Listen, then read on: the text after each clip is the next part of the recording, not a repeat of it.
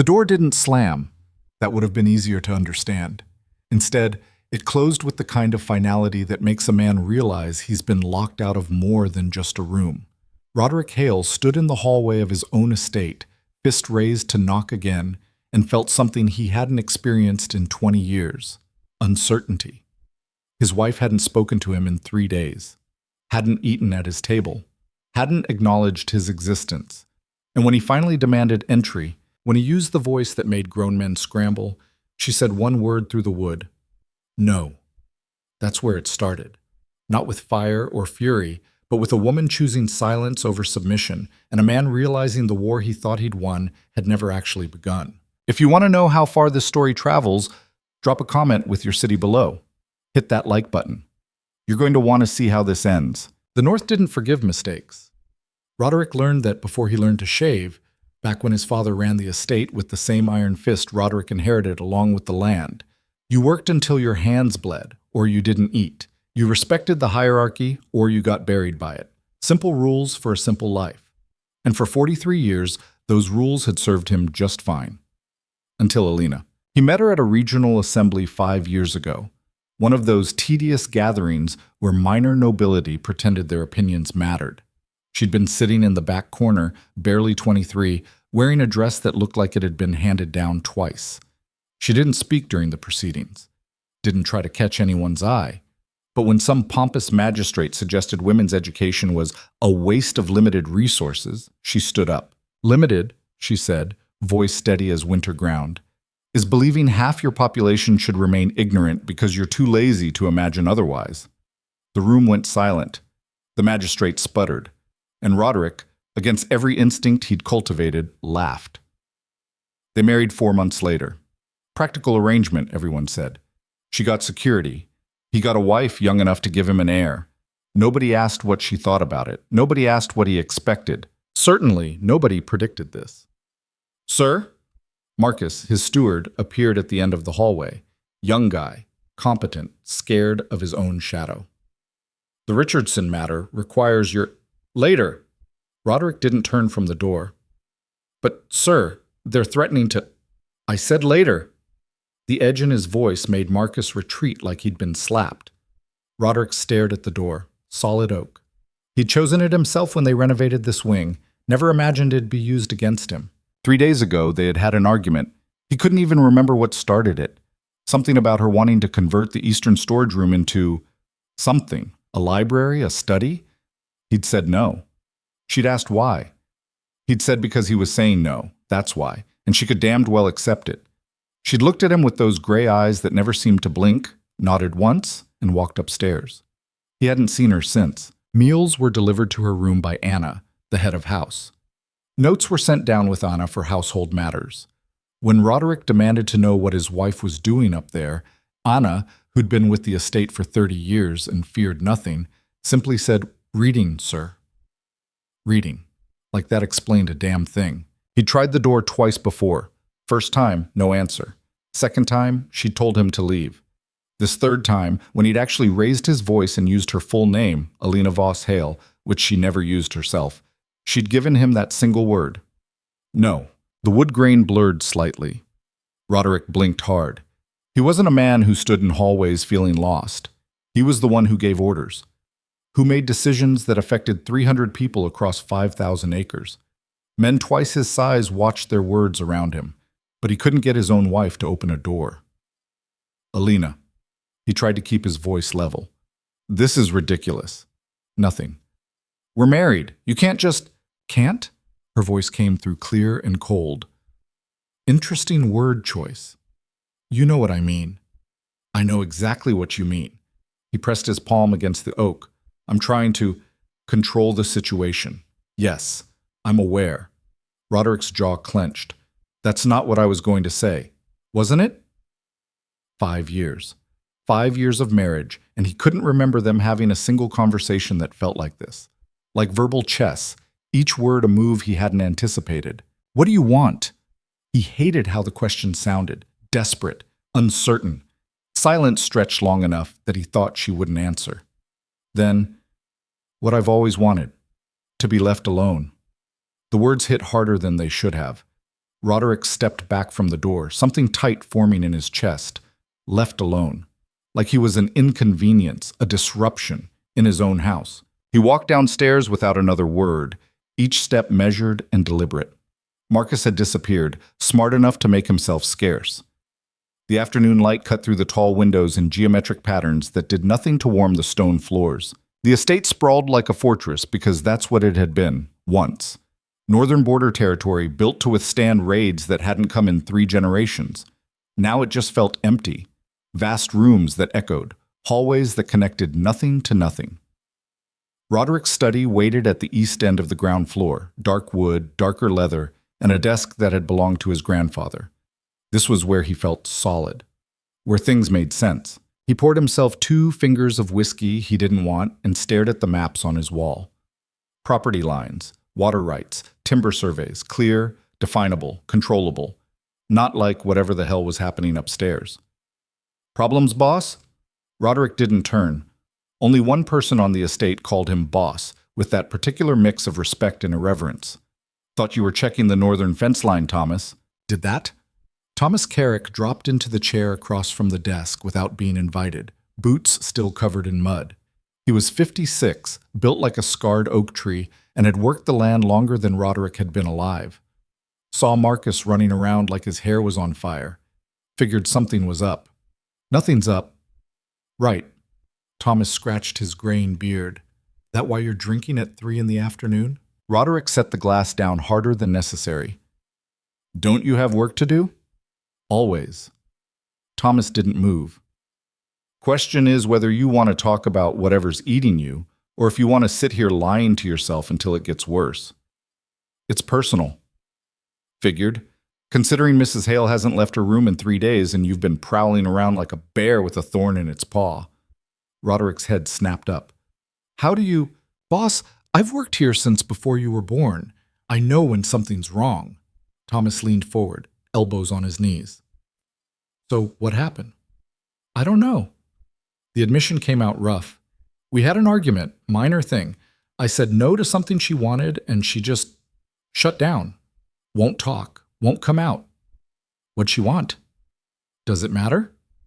Probably. Roderick rubbed his face. She wanted to convert the storage room into some kind of workspace. I said we didn't need it. She disagreed. I told her it was my decision, and now here we are. Thomas was quiet for a long moment. Then he started laughing, not cruel, just genuinely amused. The hell's so funny? You, Thomas said, still grinning. You really don't see it, do you? See what? That girl's been living in your house for 5 years like a ghost. Quiet, polite, and doesn't make waves. And the one time she asks for something, 1 room in a house with 30, you tell her no because you can. That's exactly it. Thomas stood, brushing dirt off his pants. You wanted a wife who'd fit into your life without changing anything. And maybe she tried. But people aren't fence posts, boss. You can't just hammer them into place and expect them to stay put forever. I never... Didn't you? Thomas headed for the door, then paused. Your father ran this place like a military camp. Everyone had a role. Everyone knew their place. And it worked, mostly because that's what people expected. But times change. People change. Question is whether you're smart enough to change with them. He left before Roderick could respond. The whiskey sat untouched. Outside, wind rattled the windows. Northern wind, the kind that found every crack and gap.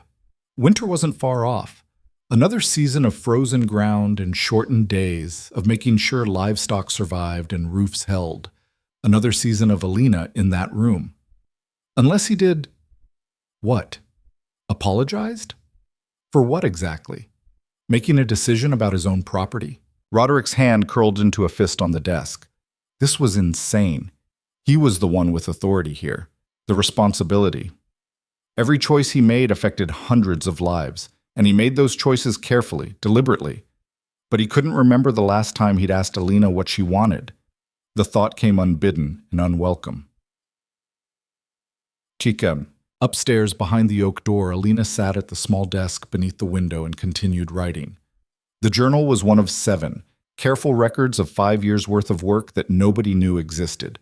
Plant specimens pressed and labeled, growth patterns documented, medicinal properties tested and retested, The north was harsh, but it was also rich with vegetation that people ignored because they didn't know what to look for.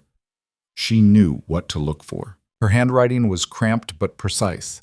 Years of practice had taught her to conserve paper, to fit more information into less space. The latest entry detailed a willow variant she'd found growing near the western stream, bark with potent anti-inflammatory properties when properly prepared.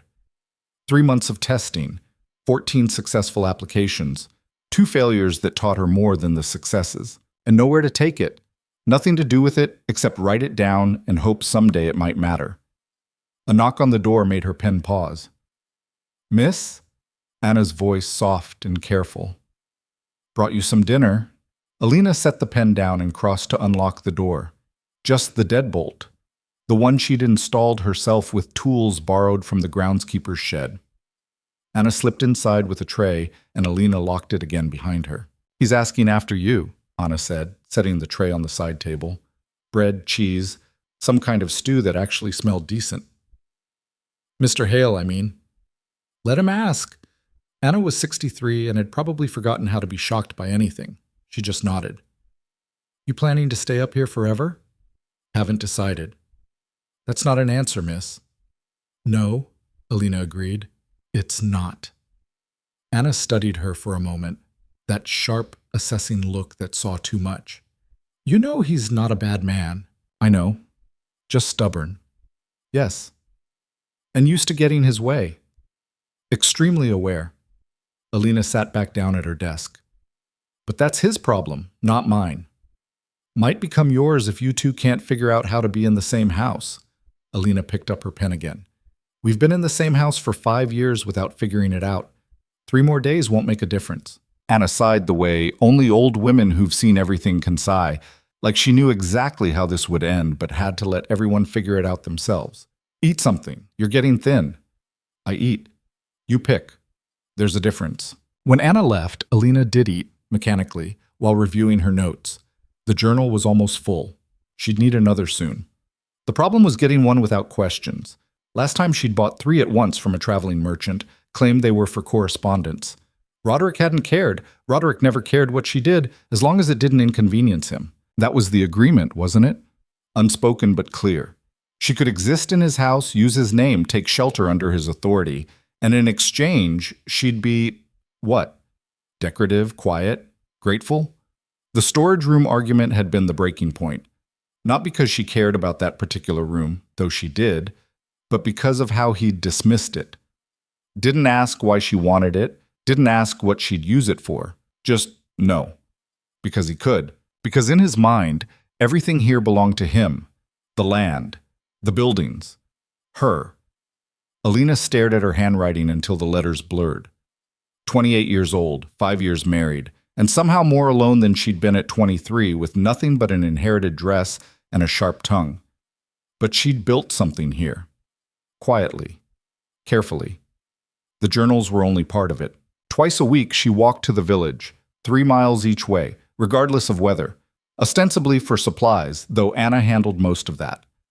What Roderick didn't know was that Alina had been teaching. Started with one girl. Margaret, daughter of the village miller, 12 years old and sharp as winter light. She'd approached Alina in the market, asked about a book she'd been reading. Not asking for permission, just curious. Alina had loaned her the book. Then another. Then Margaret brought her sister. Now there were 7 of them. They met in the back room of the miller's house, which was barely more than a shed. Alina brought books she smuggled from Roderick's library, taught them to read properly, to write clearly, to think critically. Nothing revolutionary, just tools, the kind nobody thought girls needed. Margaret was 14 now, reading philosophy and asking questions that would have gotten her laughed out of any proper classroom. Her sister Elena was learning mathematics. The youngest, Sarah, had just turned 8 and could already write better than most boys twice her age. None of their families knew the extent of it. They thought it was basic literacy, maybe some numbers. Harmless. Alina wasn't teaching them to be harmless. She stood and moved to the window. The estate spread out below like a kingdom in miniature, fields and forests, roads and rivers. Roderick's domain. He'd been born to it, raised for it. Everything he knew about power he learned here.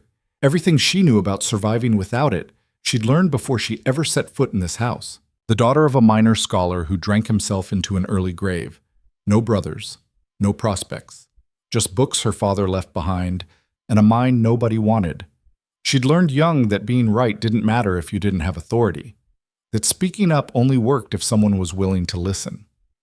Roderick had listened once, at that assembly, for about 5 minutes.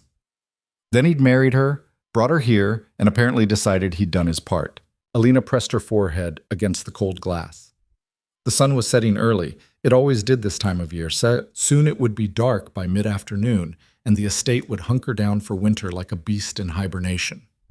Maybe that's what she'd do. Hibernate. Stay in this room until spring. Emerge when the ground thawed. Or maybe she'd do something else entirely. The thought had been forming for weeks, crystallizing during these 3 days of silence. She had research. She had teaching experience. She had proven results, even if nobody knew about them. What if she left? Not forever. Not dramatically. Just went somewhere she could do the work properly. A university town. A city with libraries and minds that didn't automatically dismiss her because of her age or gender. She had no money, no connections, no way to make it work. But she'd had nothing before, and she'd survived. The door behind her remained locked. Roderick remained downstairs. And between them, a house full of silence that neither one knew how to break. That night, Roderick didn't sleep. He lay in bed, their bed, though Alina hadn't shared it in months even before this, and stared at the ceiling. The mattress felt too large. The room felt too empty. Thomas's words kept circling. People aren't fence posts. Roderick had learned young that emotions were liabilities. You felt them fine, but you didn't let them drive decisions. You assessed situations logically, made choices based on what was practical, sustainable, effective. It worked for running an estate, less well for everything else. His father had been the same way. Respected but not loved, feared but not trusted. He died alone in this same bed, surrounded by wealth and property and nobody who particularly cared. Roderick was following the same path. He rolled onto his side, facing the empty half of the bed. When had Alina started sleeping elsewhere? 6 months ago? 8? He'd noticed but hadn't questioned it. Figured she wanted privacy or maybe just a better mattress. Never occurred to him she might be avoiding him. The house creaked and settled around him. 300 years old in parts, constantly needing repair, constantly demanding attention. Like everything else in his life. Constant demands, constant decisions, constant responsibility. But Alina never demanded anything. She'd asked for one room, and he'd said no because, why? Because he could? Because he didn't want to explain himself? Because some part of him needed to maintain control over something, someone? The truth sat heavy in his chest. He'd said no because letting her have what she wanted felt like losing something. Like admitting she had her own life here, separate from his. Like acknowledging she was more than just a fixture in his house. God, when had he become this? Roderick sat up, scrubbing his hands through his hair. Dawn was still hours away. The darkness outside was absolute. No moon, no stars, just void. He thought about the girl he'd met 5 years ago. The one who stood up in a room full of people who outranked her and called them cowards without saying the word. Who looked at him at that assembly dinner and said, "You laughed because you agreed or because you thought I was amusing?" No fear, no deference, just a question that demanded an honest answer. He'd said, "Both." She'd said, "Fair enough." And he'd thought, I could marry her. Not love, not passion, just recognition that here was someone who wouldn't bore him, someone with edges that might cut if he wasn't careful. He'd been careful. So careful he'd sanded those edges down to nothing, or thought he had. The locked door suggested otherwise. Roderick stood and paced to the window. The estate was dark except for the guard stations, rotating shifts that kept watch more out of tradition than necessity. Nothing ever happened here. Nothing ever changed. Except it was changing, right now, and he was too stupid to see how. Thomas would tell him to apologize. Anna would tell him to give her space. Marcus would probably suggest bringing in a mediator, which was exactly the kind of useless advice Marcus always gave. But none of them knew what he knew. That apologizing meant admitting he was wrong. And admitting he was wrong meant questioning every other decision he'd made. And if he started questioning those, where did it stop? You don't run an estate by second-guessing yourself. But you also don't keep a wife by treating her like property. The thought arrived unwelcome and undeniable. Roderick pressed his palm against the cold glass. Somewhere in this house, Alina was probably still awake, still writing or reading or doing whatever she did in that room she'd turned into a sanctuary against him. He could break down the door. Physically, it wouldn't be hard. Demand she talk to him, force the confrontation. But he'd lose. Even if he won, he'd lose. She'd already proven that. The locked door wasn't about the room. It was about every time he'd dismissed her, every time he'd decided for both of them without asking, every time he'd treated her silence as agreement instead of what it actually was, resignation, 5 years of resignation. And now, finally, resistance. Roderick leaned his forehead against the window, breath fogging the glass. The North didn't forgive mistakes, but it also didn't care about pride or stubbornness or who was right. It just cared about survival. Question was, what were they surviving? The marriage or each other? Morning came gray and cold. Roderick dressed mechanically and went downstairs to find Marcus already waiting with the day's agenda. Problems to solve, decisions to make, the normal machinery of running a place where 300 people depended on you not fucking up. The Richardsons need an answer about the timber rights, Marcus said, following him to the study. And the village council wants to discuss the harvest allocation before. Fine, set meetings. Already did, but you'll need to review the contracts before. I'll review them. Marcus hesitated. Sir, is everything? Everything's fine. Roderick sat at his desk and pulled the first stack of papers toward him. What else? The surveyor's report on the eastern boundary. Some discrepancies that might need legal. Have Thomas look at it first. He knows that land better than any surveyor. Yes, sir. Also, there's a request from... A knock interrupted. Anna appeared in the doorway, expression neutral. Sir, Mrs. Hale asked me to give you this. She held out a folded paper. Roderick took it like it might bite. Thank you. Anna left. Marcus made himself scarce, and Roderick sat staring at his name written in Alina's precise handwriting. He unfolded it. Roderick, I've made a list of the books I've borrowed from your library over the past 5 years. They're all in my room. You can have them back whenever convenient. I'm also cataloging my personal effects. Most of what I brought to this marriage is negligible, but I want to ensure clear ownership of my journals and research materials. I'll be leaving at the end of the month. I'm telling you now as a courtesy, not a negotiation. You don't need to provide anything except what's legally required, which I understand is minimal. This isn't about the room. This is about 5 years of living as a visitor in someone else's house. I'm tired of visiting. I'll be civil until I leave. I'd appreciate the same. Hey. Roderick read it 3 times. Then he stood, walked to the liquor cabinet, and poured himself a drink at 8 in the morning. She was leaving, not threatening to leave, not asking permission, just stating it as fact. End of month. 3 weeks. His wife was walking out, and she'd written it in a note like she was canceling a subscription. The paper crumpled in his fist before he realized what he was doing. He smoothed it out again, hands shaking slightly. I'm tired of visiting. 5 years. 5 goddamn years, and she'd felt like a visitor, in his house, wearing his name, at his table, a visitor. Roderick sat back down. The study was too quiet. The whole house was too quiet. It had always been quiet, but he'd never noticed how oppressive that silence was until now. She'd been here 5 years, and he knew almost nothing about her, what she did with her time, what she thought about, what she wanted beyond that one room he'd denied her. He'd married her because she was sharp and interesting, then spent 5 years making sure she stayed out of his way, and now she was leaving. The thought should have brought relief. A simple solution. Let her go. Find another wife if he needed one. Move on. Instead, it felt like standing at the edge of a cliff, wind at his back, nothing but emptiness ahead. Roderick pulled out a fresh sheet of paper, stared at it, put down the pen, picked it up again. What could he possibly write that wouldn't sound like excuses? Don't leave. Why not? She had every reason. I'll do better. Would he? Based on what evidence? I was wrong. True, but insufficient. He sat there until his paper blurred, until his hand cramped around the pen he hadn't used, until Marcus knocked quietly and asked if he needed anything. No, Roderick said. Nothing. because what he needed, he'd already lost. He just hadn't realized it until she'd decided to stop pretending he still had it. The crumpled note stayed in Roderick's desk drawer for 2 days. He pulled it out occasionally, smoothed the edges, read it again like the words might have changed. They hadn't. End of the month. 3 weeks had become 19 days. The estate continued running because it always did. Contracts got signed, disputes got settled. Marcus brought problems, Roderick solved them, and nobody noticed that his mind was somewhere else entirely. Nobody except Thomas, who had the annoying habit of noticing everything.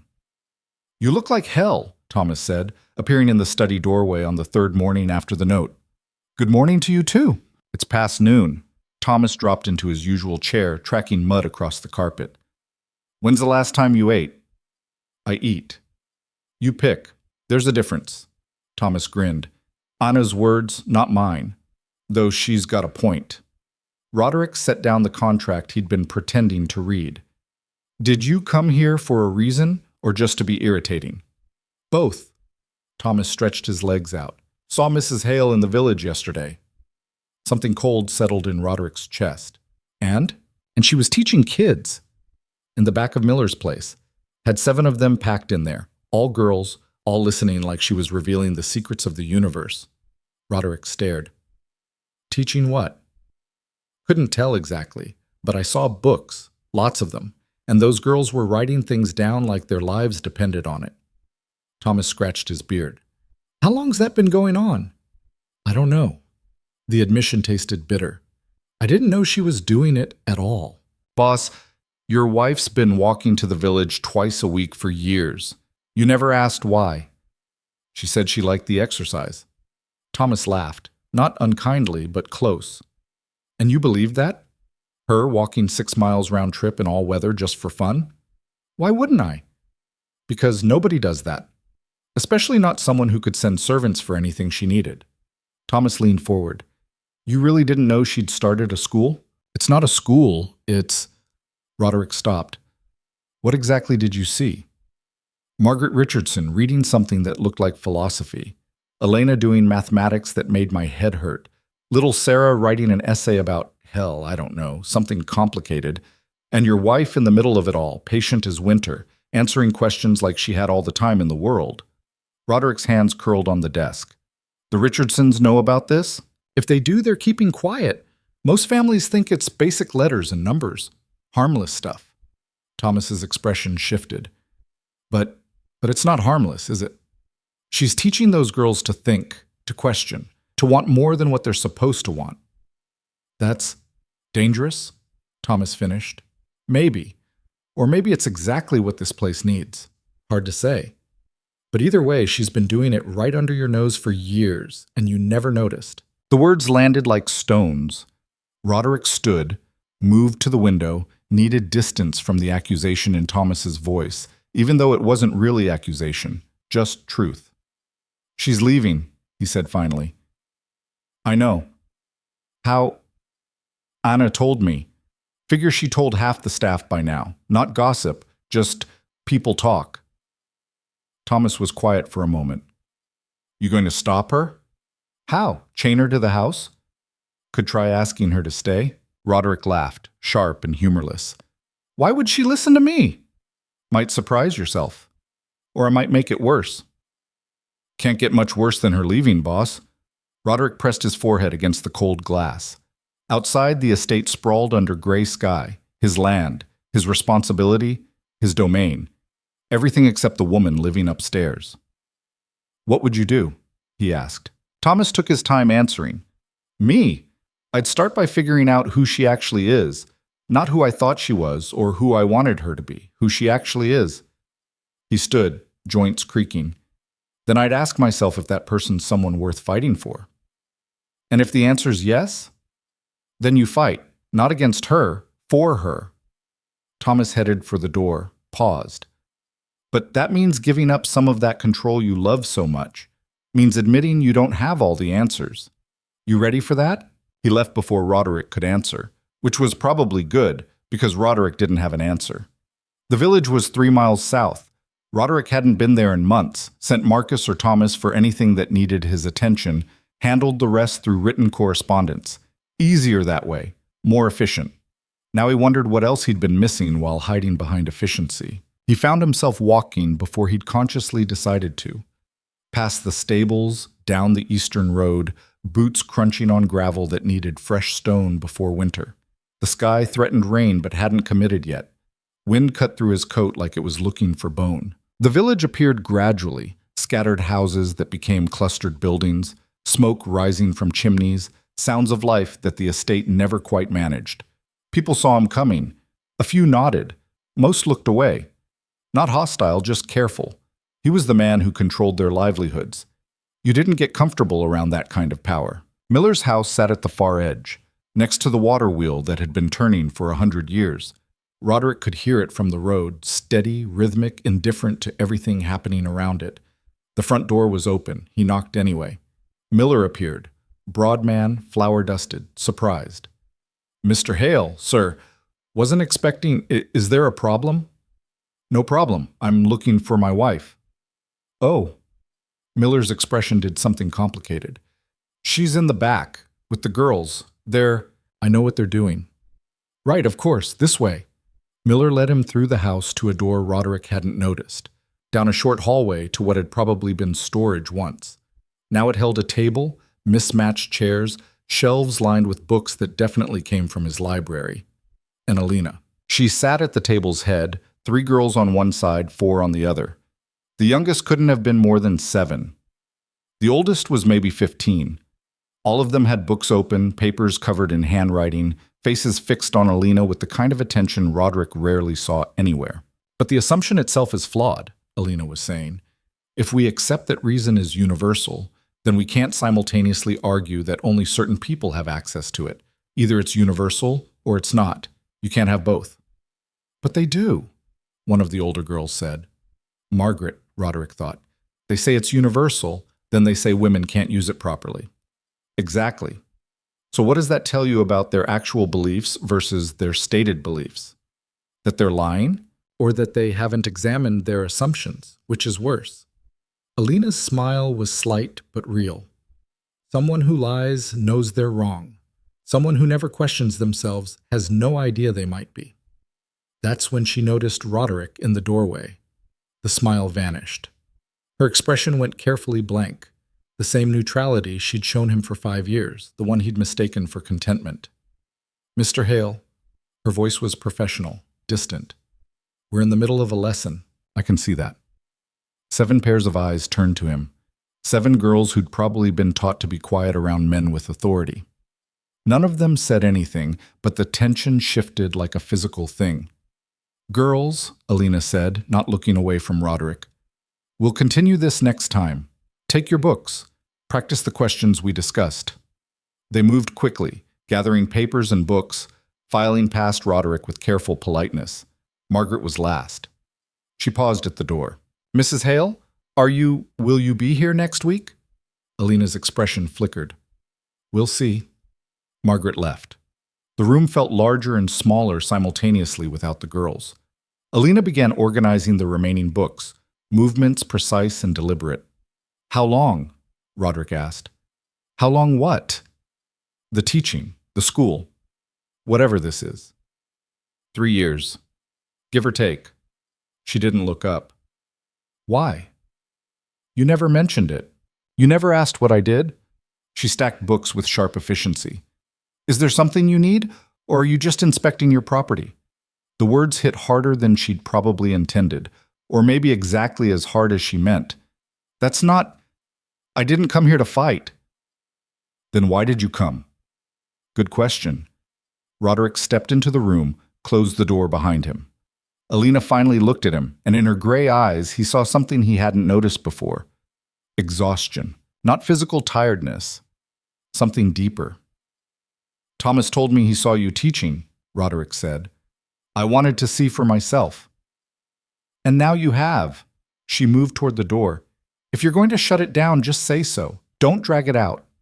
"I'm not—" He caught her arm as she tried to pass, gently, just enough to stop her. "I'm not shutting anything down." She looked at his hand on her arm, then at his face. "Then what are you doing?" "Trying to understand." He let go, stepped back. You've been doing this for 3 years, right under my nose. Teaching girls things their families probably don't approve of, using books you took from my library without asking. Why? Because they deserve to learn. That's it? That's the reason? What other reason do I need? Her voice had an edge now. Those girls are smart, curious. They want to know things, and the world keeps telling them they shouldn't, that it's not for them, that they should be satisfied with less. So I teach them, because someone should. Even if it causes problems. What problems? They can read. They can think. They can question. How is that a problem? Alina, you want to know why I'm leaving?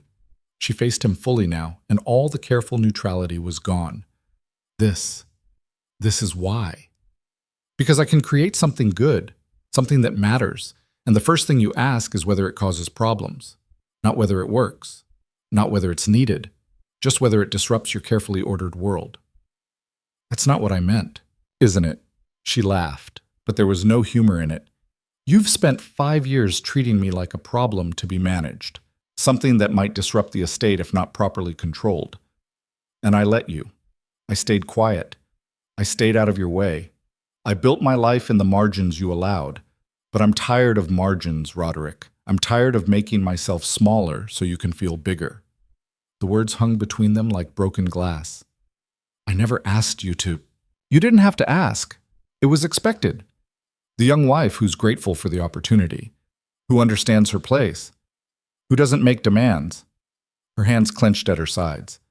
I tried. I really did. But I can't anymore. I won't. Roderick felt something crack in his chest. The note said this wasn't about the room. It's not. The room was just the moment I realized I was done. She moved past him to the window, small dirty glass that barely let in light. I've been asking myself what I'm doing here, what the point is, and I can't find a good answer anymore. You're my wife. I'm a name on a document. That's not the same thing. He wanted to argue, wanted to say she was wrong, that marriage was more than that they had what? What did they have? Shared space? Mutual indifference? 5 years of carefully maintained distance? What do you want? He asked. To be seen, to be heard, to matter. She turned back to him. I want to do work that means something. I want to teach girls who'll never get another chance. I want to use my mind for more than managing household accounts and making polite conversation at dinners I'm not invited to anyway. You could have told me. Could I? When? During our conversations? Her smile was bitter. We don't have conversations, Roderick. We have exchanges. You ask if things are handled. I say yes. You go back to your study. That's not a marriage. It's a business arrangement that shares a house. The accuracy stung. Roderick moved to the table, sat in one of the chairs the girls had vacated. It was too small for him, uncomfortable, probably meant for someone half his size. I don't know how to fix this, he said. I'm not asking you to fix it. I'm telling you I'm leaving. And if I asked you not to? Why would you? Because... He stopped. Why would he? What reason could he possibly give that wasn't selfish? Because I don't want you to. That's not enough. What would be enough?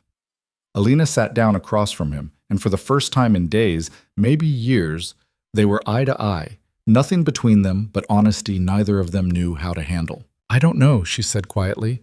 Maybe nothing. Maybe it's too late. Or maybe it's not. Why do you care? You've ignored me for 5 years. I didn't... But he had. He absolutely had. You're right, I did. I thought if I left you alone, if I didn't interfere, that was enough. That was respect. It was negligence. The word landed clean and final. Yes, he said. It was. She blinked like she hadn't expected agreement. So what now? I don't know, but I'd like to try to... He gestured helplessly. Something, anything other than this. Why? Because the woman I married stood up in front of people who could have crushed her and told them they were wrong. And then I spent 5 years making sure she never did that again. And I'm realizing that was... He stopped, the admission harder than he'd expected. That was the worst decision I've made. Alina studied him with those gray eyes that never seemed to blink. One conversation doesn't change 5 years. I know. And I'm still leaving. I know that too. Then what are you asking for? Roderick looked at the books stacked on the table. His books. Taken without permission to teach girls who weren't supposed to want education. Used for something better than gathering dust in his library. Show me, he said. Show you what? What you do. The teaching, the research, all of it. He met her eyes. You said I never asked. I'm asking now. She laughed, surprised and uncertain. Why? Because I want to know who you actually are, not who I assumed you were. And then? Then nothing. No promises, no expectations, just... He searched for the right words. Just stop being strangers who happen to share a name. Alina was quiet for a long moment. Outside, the water wheel turned with its steady rhythm. Voices drifted from the main house. Miller's family, going about their day. I go to the forest twice a week, she said finally, east of the estate. There's a valley with microclimates that support vegetation that shouldn't grow this far north. I've been mapping it, cataloging medicinal properties, testing applications. Alone? Who else would go? That's dangerous. So is staying in a marriage that makes you invisible? She stood. If you actually want to see what I do, be ready tomorrow at dawn. I'm surveying a new section. It's a 4-hour hike. Rough terrain. If you can't keep up, I'm not waiting. I'll keep up. We'll see. She moved toward the door, paused. This doesn't change anything, Roderick. I meant what I said in the note. I know. I'm still leaving at the end of the month. I know. She studied him one more time, then left. Roderick sat in the too small chair, surrounded by books and papers and evidence of a life his wife had built without him, and tried to remember when he'd last felt this completely out of his depth. The walk back to the estate felt longer than 3 miles. His mind churned through the conversation, picking apart every word, every implication. She'd agreed to let him come. That had to mean something. Or it meant nothing, just a wife humoring a husband's sudden interest before she disappeared entirely. Thomas was waiting at the house, leaning against the stable wall like he'd known exactly when Roderick would return. Well, I'm going with her tomorrow, to the forest, to see her work. Thomas's eyebrows rose. She agreed to that? More like challenged me to try. That sounds like her. Thomas grinned. Fair warning. She moves through that terrain like she was born to it. You might want to prepare yourself for humiliation. Noted. Also, Marcus has been looking for you. Something about contracts that needed signing yesterday. Roderick nodded, started toward the house, then stopped. Thomas? The teaching.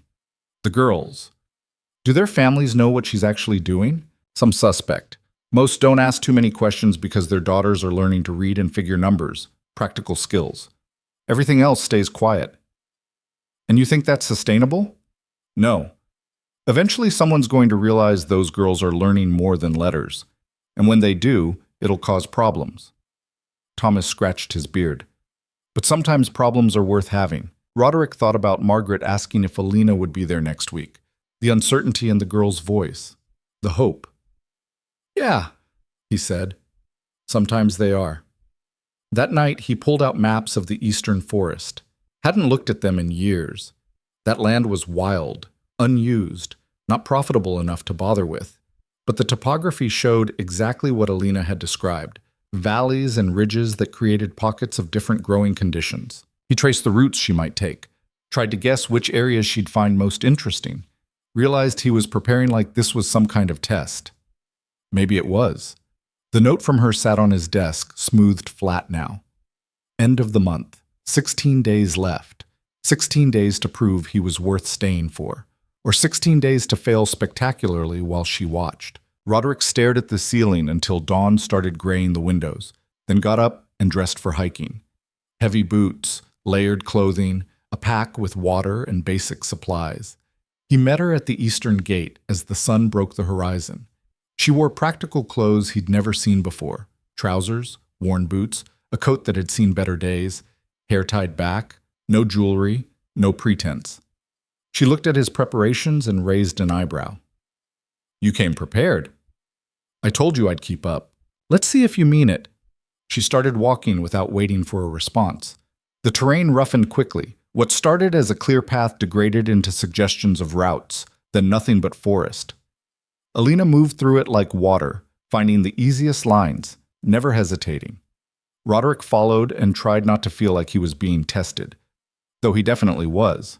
An hour in, she stopped at a stream, knelt to examine plants growing along the bank, pulled out a journal, one of the 7 she'd mentioned in her note, and made quick sketches.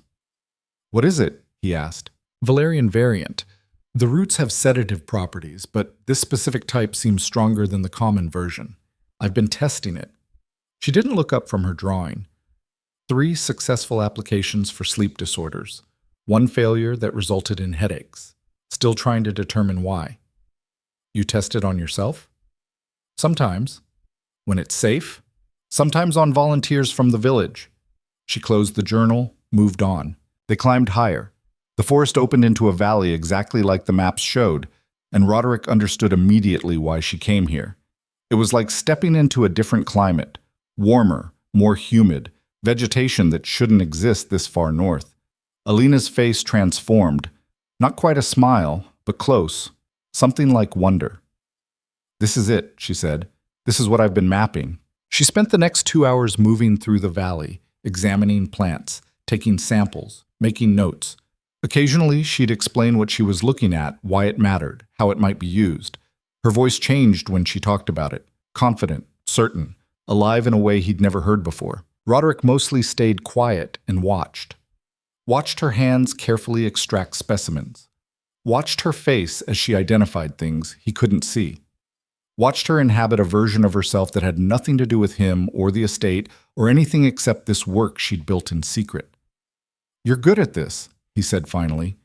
She glanced at him, surprised. "Thank you. I mean it. This is..." He gestured at the valley, the journals, her. "This is real work. Important work. It's just plants. It's research. It's medicine. It's knowledge that could help people." He moved closer. "Why didn't you tell me you were doing this?" "Because you never asked. And because..." She stopped. "Because what?" "Because the one time I tried to talk about my interests, you fell asleep during dinner." The memory hit like cold water. 2 years ago, maybe 3. She'd been talking about something. Botany, he thought now, though at the time he'd barely listened. He'd been exhausted from a dispute with neighboring landholders, had let his eyes close for just a moment. When he'd opened them, she'd stopped talking and never brought it up again. "Alina saw..." "It's fine, it was a long time ago." "It's not fine, I was busy, tired, dealing with more important things." She packed away her samples. "I understood. I just stopped trying to be something you'd pay attention to." "That's not... I'm not..." He struggled to find words that didn't sound like excuses. "I'm sorry." She looked at him then, really looked. "For what, specifically?" "For treating you like you were background noise in my own life. For being so focused on running the estate that I never noticed I had a wife who was brilliant and doing important work and completely invisible to me." He took a breath. "For wasting 5 years." Alina's expression softened slightly. "Not entirely wasted. I got this out of it." She indicated the valley, her journals. "I got the resources to do the work, the freedom to explore, the girls. It wasn't all bad, but it wasn't what you wanted." "No, it wasn't." They stood in the valley as wind moved through the trees above them. Somewhere nearby, water ran over rocks. The world continued, indifferent to their conversation. "If you could do anything," Roderick said carefully, "if resources weren't an issue, if you didn't have to hide or work in margins, what would you do?" Alina considered the question. "I'd formalize the school, create a real curriculum, bring in other teachers, expand beyond just the 7 girls." She paused. "And I'd publish my research. Get it reviewed by people who actually know botany and medicine. Test it properly. Make it available to communities that need it." "Why don't you?" "Because I'm a 28-year-old woman with no credentials, no institutional backing, and a husband who, until 3 days ago, didn't know I was doing any of this."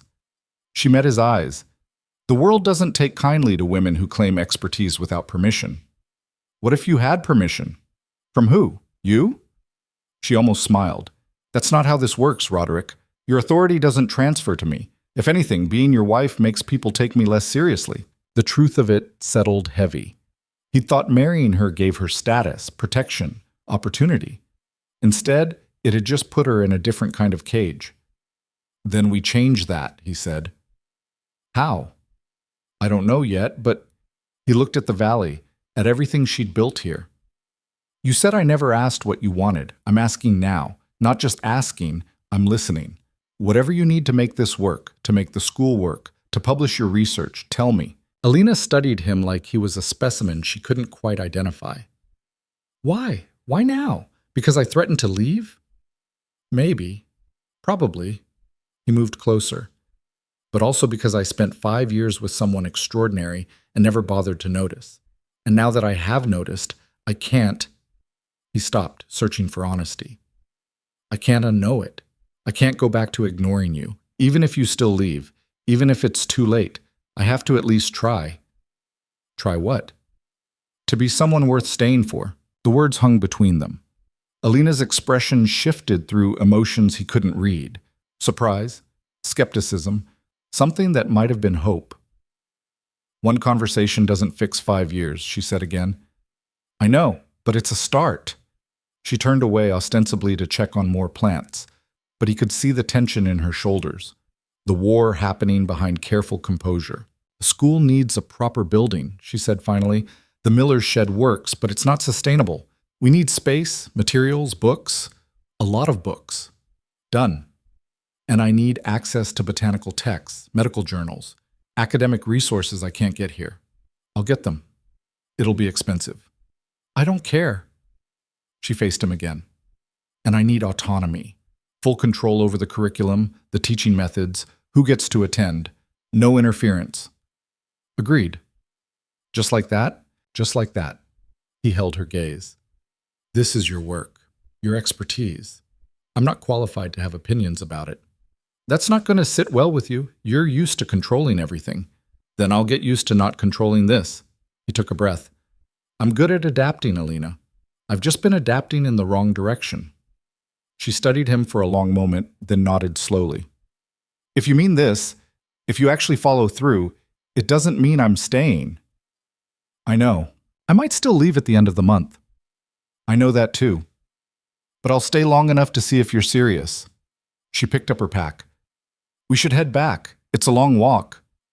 They hiked in silence, but it was different now. Less hostile, less distant. Just two people navigating difficult terrain together. Halfway back, Alina stumbled on loose rocks. Roderick caught her arm, steadying, not controlling. She looked at his hand, then at him, and something in her expression shifted. Thank you, she said. For what? For trying. Even if it's late. Even if it might not work. She pulled away gently. It's more than I expected. They continued walking, and Roderick thought about 16 days. 16 days to prove he could be different, better. 16 days to convince his wife that staying was worth the risk. He'd faced worse odds, survived harsher conditions, built an entire estate from the ground up after his father's death. But he'd never fought for something this personal, this uncertain, this necessary. And as they emerged from the forest, the estate visible in the distance, Roderick realized the real test wasn't whether Alina would stay. It was whether he could become someone deserving of that choice. The estate felt different when they returned. Or maybe Roderick just saw it differently now. Every corner another reminder of how much he'd missed while thinking he had everything under control. They separated at the main entrance without discussion. Alina disappeared upstairs with her samples and journals. Roderick headed to his study where Marcus waited with the usual stack of problems that needed solving. Sir, the Richardson timber contract. Sign it, whatever terms they proposed. Marcus blinked. But you said you wanted to review. I changed my mind. What else? The village council about harvest allocation. Let them decide. They know their needs better than I do. Sir? Marcus looked genuinely confused now. Are you feeling well? Roderick almost laughed. I'm fine, just delegating more. That's what you've been suggesting for years, isn't it? Well, yes, but yes, then consider it done. Anything that doesn't require my direct decision, handle it yourself or pass it to Thomas. Roderick pulled out fresh paper, started writing. I need you to do something else for me. Of course. Find me everything you can about women's educational institutions, schools, academies, anything that's successfully operated in the last 20 years. I want models, curricula, funding structures, everything. Marcus stared. Women's educational institutions? Did I stutter? No, sir, it's just, may I ask why? Because I'm building one here, and I don't want to do it halfway. Roderick kept writing, momentum carrying him forward. Also, I need access to botanical and medical journals, university-level resources, set up accounts with academic publishers. Cost isn't a concern. Sir, this is highly unusual. Good. Do it anyway. Marcus left looking like he'd been hit by something he couldn't quite identify. Roderick didn't care. He had 14 days left, and wasting time second-guessing himself wasn't an option. The next morning, he found Thomas supervising repairs on the western barn. Need a favor, Roderick said. Thomas hammered another nail before responding. You've been needing a lot of favors lately. This one's important. I need you to identify a building on the estate that could be converted into a school. Proper school. Multiple rooms, good light, safe structure. The hammer paused mid-swing. You're serious about this? Completely. Alina know? Not yet. I'm not telling her until it's real. Roderick looked across the estate grounds. She spent 5 years working in margins. I'm not giving her more promises. I'm giving her results. Thomas set down the hammer, wiped his hands. There's the old steward's house, Eastern Edge. Been empty since my predecessor died 15 years ago. 2 stories, solid foundation, needs work, but it's structurally sound. Show me. The building was worse than Roderick expected. Windows broken, roof sagging, decades of neglect turning it into something that barely qualified as shelter. But the bones were good, and the location was perfect, close enough to the village for easy access, but far enough from the main estate to feel separate. How long to make it functional? Roderick asked. Thomas walked the perimeter, testing walls, checking the foundation. Proper job? 3 months? Maybe 4? You have 2 weeks. Boss, that's not... I know it's not realistic. I know it'll cost 3 times the normal price. I don't care. Hire whoever you need, pay whatever it takes. But in 2 weeks, I need this place to be a working school. Thomas studied him carefully. She's really leaving, isn't she? End of the month, unless I give her a reason to stay. And you think a building will do that? No. But it's a start. Roderick moved toward the door, stopped. She asked me once what I thought her work was worth. I didn't answer because I hadn't bothered to find out. This is my answer. Thomas nodded slowly. I'll get it done. Thank you. Don't thank me yet. You're still the one who has to convince her this matters. Work began that afternoon. Roderick pulled men from other projects, authorized overtime, and watched the steward's house transform from abandoned ruin to possibility. He didn't tell Alina. Didn't mention it during their increasingly frequent but carefully neutral conversations over dinner. She was testing him. He could feel it. Every interaction a small examination to see if this version of him, the one who asked questions and listened to answers, was real or temporary performance. On the 4th day after their forest hike, she invited him to observe her teaching session. You don't have to, she said at breakfast, but the girls have been asking about you, Margaret especially. What did you tell them? That you were the landowner, that they should be polite. She paused. I didn't tell them you were my husband. Why not? Because they associate husbands with authority, and I wanted them to see me as the authority in that room. Roderick absorbed that. Fair enough. What time? 2 o'clock. Don't be late. He arrived early and stayed in the back, trying to be invisible. The girls noticed anyway. How could they not? But Alina managed to redirect their attention with the ease of someone who'd been doing this for years. Today's lesson was philosophy, or what started as philosophy and devolved into something more complicated when Margaret challenged the text. But this doesn't make sense, Margaret said, pointing at the page. He says virtue is knowledge, then says people do bad things knowing they're bad. That's contradictory. Is it? Alina leaned forward. Or is he defining knowledge differently than we do? How else would you define it? What if knowledge isn't just information? What if it's understanding so deep that you can't help but act on it? The youngest girl, Sarah, raised her hand tentatively. Like how you can know fire burns but still touch it if you're not paying attention? Exactly. Knowing intellectually versus knowing viscerally. Alina smiled. So the question becomes, can you truly know something and still act against it? The discussion spiraled from there. 7 girls arguing philosophy with the kind of intensity Roderick had only seen in university halls, and even then, rarely. Margaret held her own against girls twice her age. Elena found logical holes nobody else noticed. Sarah asked questions so fundamental they reframed the entire conversation. And Alina conducted it all like music, knowing when to push, when to pull back, when to let them argue themselves into understanding. Roderick watched and felt something shift in his chest. Pride, maybe. Or recognition that his wife wasn't just intelligent, she was gifted at this. Teaching wasn't something she did because she had time, it was something she was built for. When the session ended and the girls filed out, Margaret approached him directly. "Mr. Hale? Sir?" "Yes?" "Is it true Mrs. Hale might be leaving?" Roderick glanced at Alina, who was carefully not looking at him. "Where did you hear that?" "People talk." "In the village." Margaret's voice was steady, but her hands twisted together. "If she goes, does the school go too?" "No." The answer came without thought. "The school stays, whatever happens." "You promise?" "I promise." Margaret nodded and left. Alina finally looked at him. "You shouldn't make promises you can't keep," she said. "I can keep that one." "How? I'm the one teaching." "One. Then I'll find another teacher, or I'll learn to do it myself." He moved closer. "The work matters, Alina. Whether you're here or not, those girls deserve to keep learning." She studied him with that unblinking gray gaze. "You'd really continue it?" "Yes." "Even though it'll cause problems? Even though some families won't approve? Especially because of that." He gestured at the now empty room. "What you're doing here, it's not just education. It's changing what's possible. For those girls, for this community. I'd be an idiot to shut that down just because it's uncomfortable." "You were willing to shut it down 5 days ago." 5 days ago, I was an idiot." He didn't look away. "I'm trying to be less of one." Alina's expression shifted, something softer underneath the careful control. "Try harder." But there was almost warmth in how she said it.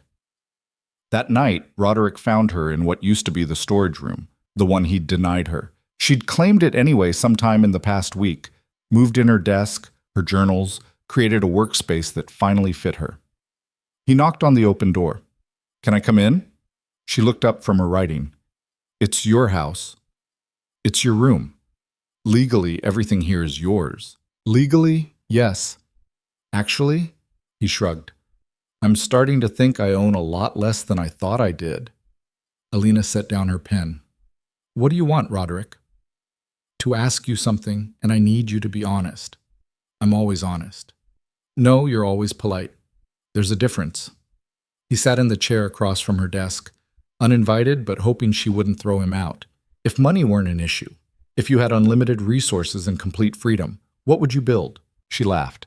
"That's not a realistic question." "Answer it anyway." Alina leaned back, considering.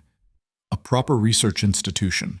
Not just a school, though that too, but a place where botanical research could happen seriously, where medicinal properties could be tested methodically, where findings could be published and peer-reviewed and actually used to help people." "Here, on the estate?" "Why not? The land's perfect for it. The forest, the valleys, the microclimates. We're sitting on a natural laboratory and nobody's using it." "What would you need for something like that?" She started counting on her fingers. "Buildings, equipment, books, access to academic networks, other researchers, funding that doesn't disappear after one bad harvest, and—" She stopped. "And what?" "Credibility, the kind you can't just buy or build, the kind that comes from being taken seriously by people who actually matter in these fields." Her voice went flat. "Which I don't have and probably never will." "Why not?" "Because I'm a woman with no formal education who learned everything from books and trial and error.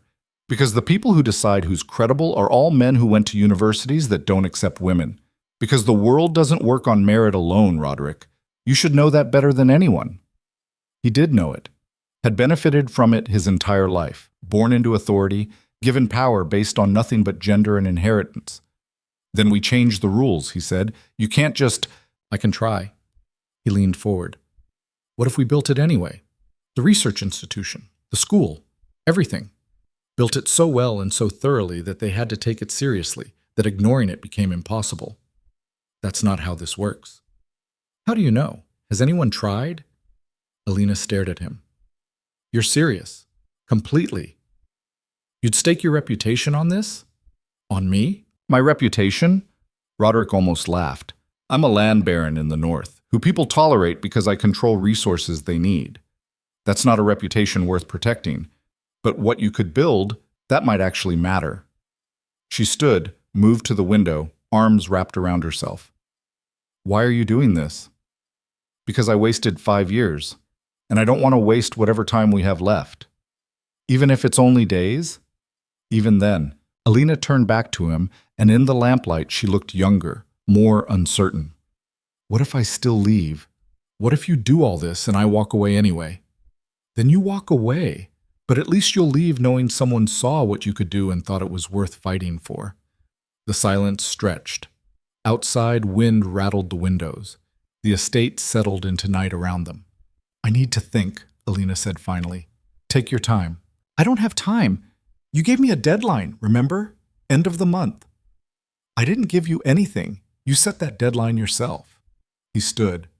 But if you want more time, take it. I'm not going anywhere.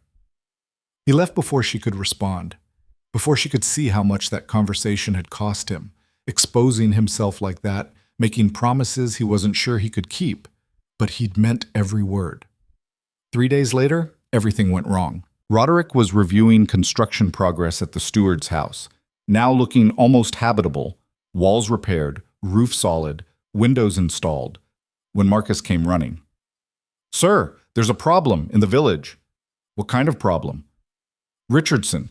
He's at the miller's house, with his son and half a dozen others. They're angry about the school. Cold settled in Roderick's stomach. How angry? Angry enough to make threats. Roderick was moving before Marcus finished speaking. The village was 3 miles, but he made it in 20 minutes, barely winded, despite the pace. He heard the shouting before he saw them. Richardson, the same one who'd wanted timber contracts, stood outside Miller's house with exactly the crowd Marcus had described. All men. All armed with the kind of casual menace that came from believing might made right. And in the doorway, blocking their entry, stood Alina. I said no. Her voice was steady despite being outnumbered. This is private property. You're not coming in. Private property teaching my daughter things she's got no business learning, Richardson growled. I want those books. I want whatever filth you've been putting in her head removed. Margaret is 14. She's old enough to decide what she wants to learn. She's my daughter, I decide. Then you should have paid more attention to what she was interested in before now. Richardson took a step forward. Alina didn't move. The men behind Richardson shifted, readying themselves for something ugly. Roderick's voice cut through like a blade. That's enough. Everyone turned. Richardson's expression went from angry to calculating in an instant. Mr. Hale, sir, didn't know you were involved in this. I wasn't, but I am now. Roderick moved through the crowd like they were furniture, positioned himself next to Alina. Not in front of her. Beside her. What's the problem? The problem is your wife, Mrs. Hale, is teaching girls things they shouldn't know, filling their heads with ideas that'll make them dissatisfied with proper women's work. Define proper. Richardson blinked. Sir? Proper women's work, define it for me. Household management, child rearing, supporting their husbands. And thinking? Where does that fall? I'm not saying women can't think, aren't you? Because it sounds like you're saying your daughter shouldn't learn philosophy or mathematics or anything else that might make her question the world you've built for her. She's learning to be disobedient. She's learning to be competent. Roderick kept his voice level with effort. And if that threatens you, that says more about you than it does about her. Richardson's face flushed. With respect, sir, this is a family matter. It stopped being a family matter when you brought 6 men to intimidate a teacher. Roderick looked at each of them in turn. This school operates with my full support and on my land. Mrs. Hale has my complete backing. Anyone who has a problem with that can discuss it with me directly. Anyone who threatens her answers to me personally. Are we clear? Silence.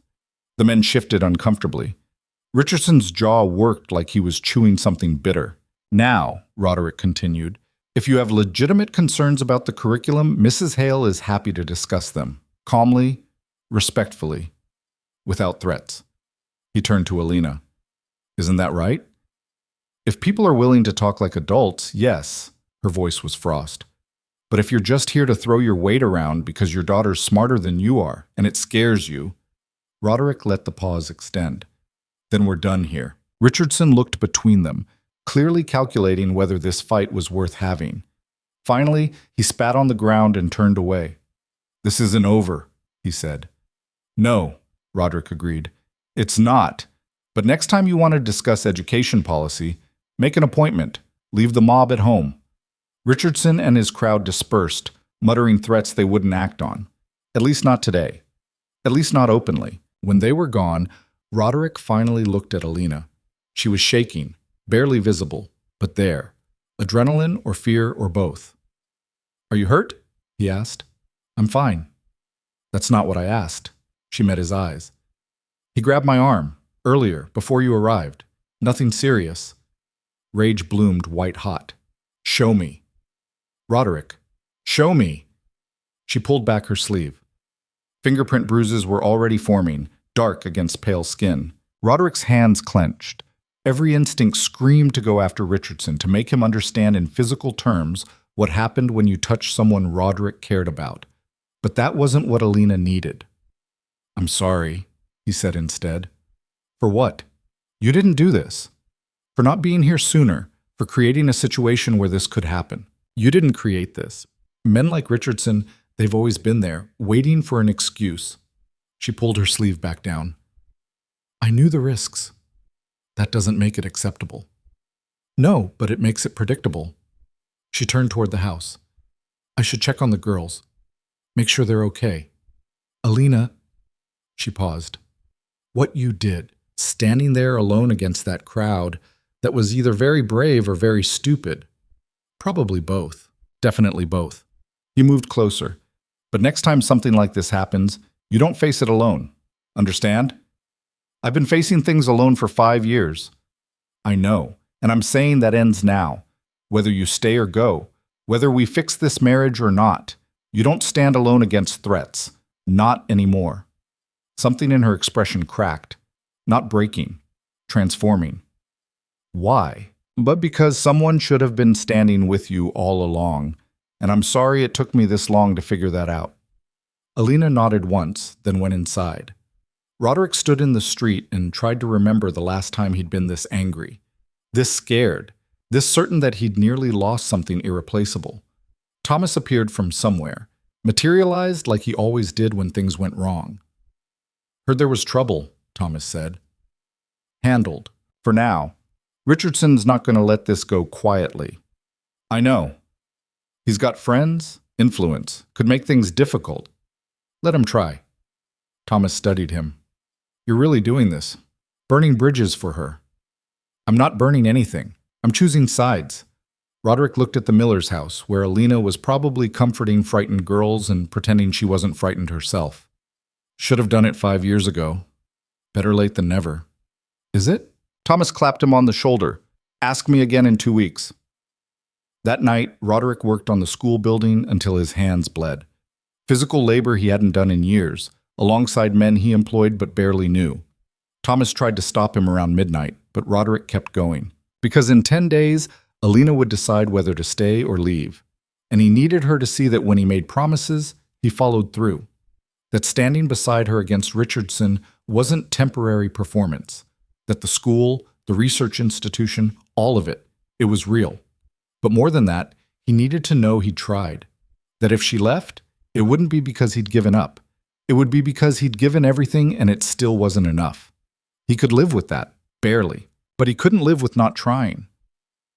At dawn, covered in sawdust and exhaustion, he finally stopped. The building was close, not finished, but close enough to see what it would become.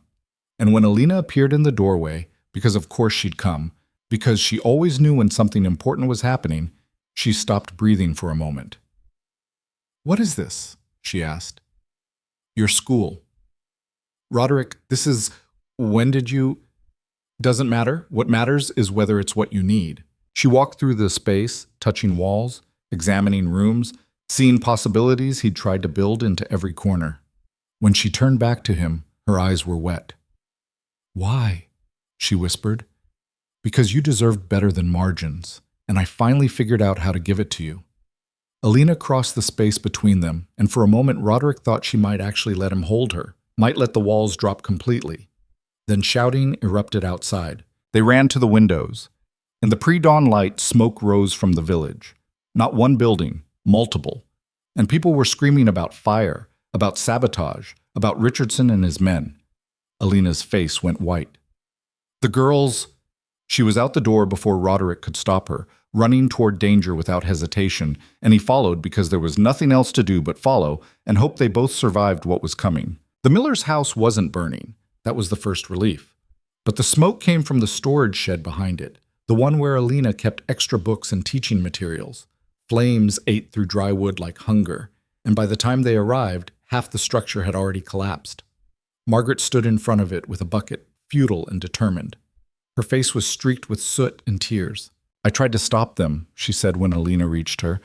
"I heard them talking, heard Richardson's son say they'd teach you a lesson, but by the time I got here, you're safe. That's what matters." Alina took the bucket, set it down. "Where are the others?" "Home. Their parents came and got them. Mine wouldn't let me leave." Margaret's voice broke. "They burned everything, all the books, all our work, not everything." Roderick could see even through the smoke that the main house was untouched. They'd been selective. Destroy the school materials, leave everything else intact. Send a message without committing outright arson that would bring real consequences. Smart, calculated, cowardly. Thomas appeared with the crew and water, but it was already too late. They fought the fire anyway because letting it spread wasn't an option, and by the time dawn properly broke, all that remained was charred wood and ash. Miller stood with his arms around his daughters, face grim. "I'm sorry, Mrs. Hale. If I'd known they were planning..." "This isn't your fault," Alina said, but her voice was hollow. Roderick watched her stare at the ruins, watched her shoulders set in that particular way that meant she was fighting to stay composed. 5 years of work, 3 years of teaching, gone in one spiteful act. "The new building," he said quietly. "Everything's there, books, materials, space. This doesn't end it, doesn't it?" She didn't look at him. Richardson made his point. This is what happens when women step out of line. When they want too much, think too much, are too much. Her laugh was bitter. "And he's right. I pushed too hard. Asked for too much. Cost you your standing, cost Margaret her safety, cost..." "Stop!" Roderick stepped between her and the ruins, forced her to look at him. "This isn't your fault. This is Richardson being a small, frightened man who can't stand that his daughter's smarter than he is. That's on him, not you. But if I hadn't, then those girls would never have learned they could want more. Margaret wouldn't know she's brilliant. Elena wouldn't understand mathematics. Sarah wouldn't be writing essays that make grown men uncomfortable." He gripped her shoulders gently. "You gave them something nobody can burn down. The fire doesn't change that." Alina's composure finally cracked. Not crying. She was too angry for tears, but something rawer. "I don't know if I can keep doing this. Fighting for scraps. Building things that get destroyed. Hoping eventually people will..." "Then don't fight for scraps." Roderick made a decision he should have made days ago. Fight for everything. What does that even mean? "It means we stop hiding, stop asking permission." He turned to Thomas, who'd been watching from a careful distance. "Get everyone. Estate workers, village families, anyone who'll listen. Meeting in the main hall, 2 hours. Thomas raised an eyebrow. "Everyone, everyone?" "Everyone, including Richardson." "Boss, that's..." "I know what it is. Do it anyway." When Thomas left, Alina grabbed Roderick's arm. "What are you planning?" "Something I should have done the day I met you." He looked at the destroyed shed, then back at her. "I'm choosing sides. Publicly. Permanently. And I'm making damn sure everyone knows exactly where I stand." 2 hours later, the main hall was packed. Roderick couldn't remember the last time this many people had been in one room. Estate workers, village families, landholders from neighboring properties. Even Richardson showed up, flanked by his son and cronies, looking like a man who thought he'd already won. Roderick stood on the raised platform at the front, Alina beside him. He'd asked her to stand there, not behind him or in the crowd. Beside him. Equal. She'd hesitated, then agreed. The crowd went quiet when he raised his hand. "Most of you know me," Roderick began. "Know how I run this estate. Know I value order, efficiency, clear hierarchy. For 20 years, that's been my approach. And it's worked well enough." Murmurs of agreement. Richardson looked smug. "But I've recently discovered I've been running things wrong." The murmurs stopped. Richardson's expression shifted. "Not the estate operations, those are fine, but everything else. How I've thought about authority, about worth, about who gets to decide what's valuable." Roderick looked directly at Richardson. "Some of you think education for girls is dangerous, that teaching them to think critically will make them dissatisfied with their proper roles. You're right." More murmurs, confused now, uncertain where this was going. "It will make them dissatisfied, because their proper roles, as you define them, are too small, too limited, too wasteful of intelligence and capability." He gestured to Alina. "My wife has spent 3 years teaching 7 girls. In that time, those girls have learned more than most boys twice their age. They can reason, analyze, argue philosophy with the kind of precision I've only seen in university graduates. And they've done it in a shed with borrowed books, and a teacher who had to hide what she was doing because people like Richardson find educated women threatening." Richardson stood. "With respect, Mr. Hale, you don't have daughters. You don't understand." "I understand perfectly. You're scared." Roderick's voice cut clean. "Scared that if your daughter learns to think for herself, she'll realize she doesn't have to accept limitations you've placed on her. Scared that if she becomes educated, she'll want more than you're willing to give. Scared that her intelligence reflects poorly on your authority." "That's not, isn't it? Then explain why you brought 6 men to intimidate 1 woman. Explain why you burned teaching materials in the middle of the night instead of having a conversation during the day." Roderick stepped forward. "You want to talk about respect? About proper roles? You disrespected this entire community when you decided violence was an appropriate response to girls learning to read philosophy." The hall erupted. People shouting, arguing, Richardson's supporters pushing back while others, more than Roderick expected, voiced agreement. He let it go for a moment, then raised his hand again. Silence came slowly. "Here's what's going to happen," Roderick said. "The school continues. Expands, actually. I've converted the old steward's house into a proper educational facility. It opens in 1 week. Any girl who wants to attend is welcome. Free of charge. Full curriculum. You can't—" Richardson started. "I can and I am. It's my property, my resources, my decision." Roderick's voice went cold. "But let me be extremely clear. Anyone who threatens the school, the teachers, or the students will answer to me personally. Anyone who uses violence or intimidation will find themselves without access to estate resources. That includes timber rights, water access, grazing permissions, everything this estate provides." Shocked silence. Those were resources people depended on. Roderick was essentially saying, support the school or lose your livelihoods. "That's blackmail," Richardson said. "No, it's consequence. You want to live on land I manage, you respect the rules. And the new rule is simple. Education is not negotiable. Safety is not negotiable. Threatening women and children because you're too insecure to handle their intelligence is not acceptable." Roderick looked around the hall.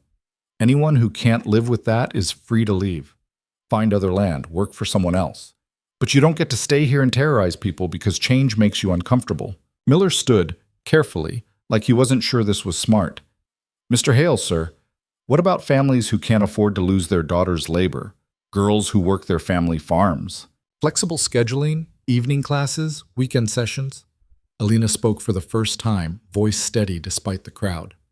"The goal isn't to remove girls from their families. It's to give them tools to make their own choices about their futures.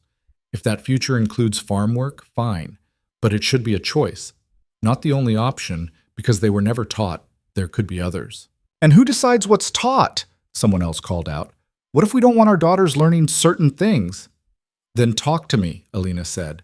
Look at the curriculum, ask questions, make informed decisions based on actual information instead of fear. She paused. But understand, I won't teach girls to be less than they are. I won't limit their education because you're uncomfortable with intelligent women. That's not teaching. That's sabotage. More arguing, more debate. But Roderick noticed something shifting. Fewer people supporting Richardson outright. More families asking practical questions about schedules and curriculum. The conversation was changing from whether the school should exist to how it would work. Richardson noticed too. His face had gone red, jaw clenched. "This is insanity," he said. "You're destroying the natural order." "The natural order," Alina interrupted, "is that people want to learn, that intelligence isn't determined by gender, that education benefits everyone, not just those born with the right anatomy."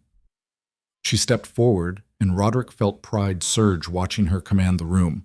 "You talk about natural order like it's sacred, but nothing about preventing half the population from accessing knowledge is natural. It's artificial, constructed, maintained through intimidation and violence when people dare question it. You're teaching them to be disobedient. I'm teaching them to think. If that results in disobedience, maybe the problem isn't the thinking, maybe it's what they're being told to obey." The hall went absolutely silent. Then Margaret stood up from where she'd been sitting with her mother. 14 years old and visibly shaking, but she stood anyway. "Mrs. Hale taught me I could ask why," Margaret said. "Why things work the way they do. Why rules exist. Why some people get choices and others don't. And when I asked why I couldn't learn what boys learn, nobody had a good answer. They just said that's how it is." She looked at her father. "I love you, Papa, but that's how it is isn't good enough anymore." Richardson stared at his daughter like she'd become a stranger. "Margaret, I want to keep learning. I want to go to the new school. And if you forbid it, I'll find a way anyway. Because Mrs. Hale taught me I'm worth the fight." Elena stood next, then Sarah, then 4 other girls Roderick hadn't even known were in the hall. All of them standing, all of them choosing visibility over safety. Elena's hand found Roderick's, squeezed hard enough to hurt. Miller's wife stood. "My daughters will attend." Another woman. "Mine too." A man Roderick didn't recognize. If my girl wants to learn, she should have that chance. Not everyone, not even close to a majority, but enough that Richardson was no longer speaking for the village, enough that the conversation had fundamentally shifted. Richardson looked around at his crumbling support, then back at Roderick. "You'll regret this. Both of you." "Probably," Roderick agreed, "but I'll regret it less than I'd regret standing by while you burned down something good because it scared you." Richardson stormed out, taking his son and a handful of supporters. The hall erupted again. Arguments, discussions, families debating amongst themselves. Thomas appeared at Roderick's elbow. "Well, that went better than expected." "Did it? You still have a pulse and the building's not on fire. I'm calling that a win." Thomas grinned. "Though you've made some serious enemies." "Worth it. Ask me again in a month." Thomas looked at Alina. "You did good, Mrs. Hale. Scared the hell out of them, in the best way." Alina nodded, but didn't let go of Roderick's hand. When the crowd finally dispersed, slowly, reluctantly, still arguing, she turned to him. "That was reckless," she said. "Completely. You threatened their livelihoods, made them choose between supporting the school and keeping their resources." "I did." That's... She stopped. "That's exactly what needed to happen." "I know. But it's going to cause problems, lasting ones." "I know that too." Alina studied him, and in her expression Roderick saw something he hadn't seen before. Respect. Real respect, not the polite acknowledgement she'd shown for 5 years. "Why now?" she asked. "Why this? You could have handled it quietly, made the school happen without public declarations, without burning bridges. Because you've been fighting alone for 5 years. And you were right. I can't unknow what I know now, can't unsee what you've built, can't go back to pretending your work doesn't matter." He squeezed her hand back. "And because those girls needed to see someone with power actually use it for something good, needed to know that standing up sometimes works. Even if it costs you. Especially if it costs me. What's power worth if you only use it when it's convenient?" Alina's eyes were wet again. "I don't know what to do with this version of you." Neither do I. We'll figure it out together. She almost smiled. Almost. I'm still leaving in 7 days. I know. This doesn't change that. I know. But she hesitated. But maybe I could delay. Stay longer. See if the school actually works. The girls actually come. If what we're trying to build can survive. Hope cracked through Roderick's chest like spring ice. How much longer? I don't know. A month? 2? Long enough to know if this is real or just another promise that falls apart when it gets difficult. It's real, I promise you. Don't promise. Prove it. But her voice was softer. Show me this version of you isn't temporary, that when Richardson pushes back, and he will, you don't fold. That when the neighboring landholders start questioning your judgment, you hold firm. That when this gets complicated and expensive and exhausting, you don't decide it's not worth the trouble. I won't. You don't know that. You're right, I don't, but I'm willing to find out. He turned to face her fully. I've spent 5 years being certain about everything. And all that certainty got me was a wife who felt like a visitor, and a house that felt empty despite being full. So no, I don't know if I'll hold firm when it gets hard, but I know I'm going to try. And I know I'd rather fail trying than succeed at maintaining something that wasn't working anyway. Alina looked at him for a long moment, then nodded once. Okay. Okay. Okay, I'll stay. For now. We'll see where this goes. Relief hit like a wave. Roderick wanted to pull her close, wanted to promise everything would be fine, wanted to guarantee success. But promises were worthless. She'd said it herself. So instead, he said, "Thank you. Don't thank me, just," she gestured vaguely, "don't make me regret this. I'll do my best." The next week was chaos. Good chaos mostly, but chaos nonetheless. The school building finished faster than should have been possible. Thomas driving workers to the edge of collapse, Roderick throwing money at problems until they disappeared. By the time opening day arrived, they had 4 classrooms, a library, basic equipment, and enough books to fill shelves. 23 girls showed up that first morning. Not just the original 7.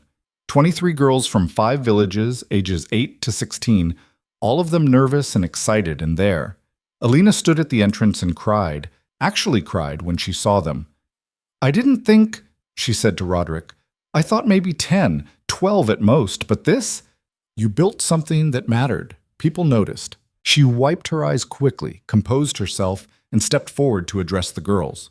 Roderick stayed back and watched her transform, from the uncertain woman who'd hidden her work for years to someone who commanded space like she'd been doing this forever. "Welcome," Alina said. "Some of you know me, some of you don't, but all of you are here because you want to learn, and that's the only requirement. You don't need permission beyond your families. You don't need to prove yourselves worthy. You're here. That's enough." She outlined the curriculum: reading, writing, mathematics, sciences, philosophy, history. Subjects some of these girls had never heard of, let alone thought they could study. "This will be hard," Alina continued. "Learning always is. You'll get frustrated. You'll want to quit. Some days you'll wonder why you're bothering. But I promise you, every moment you spend here, every concept you master, every question you ask, it's building something nobody can take from you.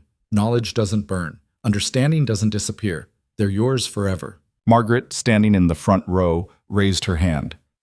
"What if people say we shouldn't be here, that we should be home instead?" "Then you tell them education and home aren't mutually exclusive. You can do both. More importantly, you ask them why boys get to choose and girls don't. Make them explain their reasoning. Most of the time, they won't have any beyond, 'that's how it's always been.'" Alina smiled. "And that's not a reason, it's an excuse." The girls settled into their first classes. Alina had recruited 2 additional teachers, a widow who'd been a governess before her husband died, and a university dropout who'd left school for financial reasons but still knew advanced mathematics. Neither was perfect, but both understood what they were building. Roderick watched from the doorway as lessons began. History in one room, mathematics in another, literature in the third. Girls bent over books, asking questions, engaging with material that yesterday seemed impossible.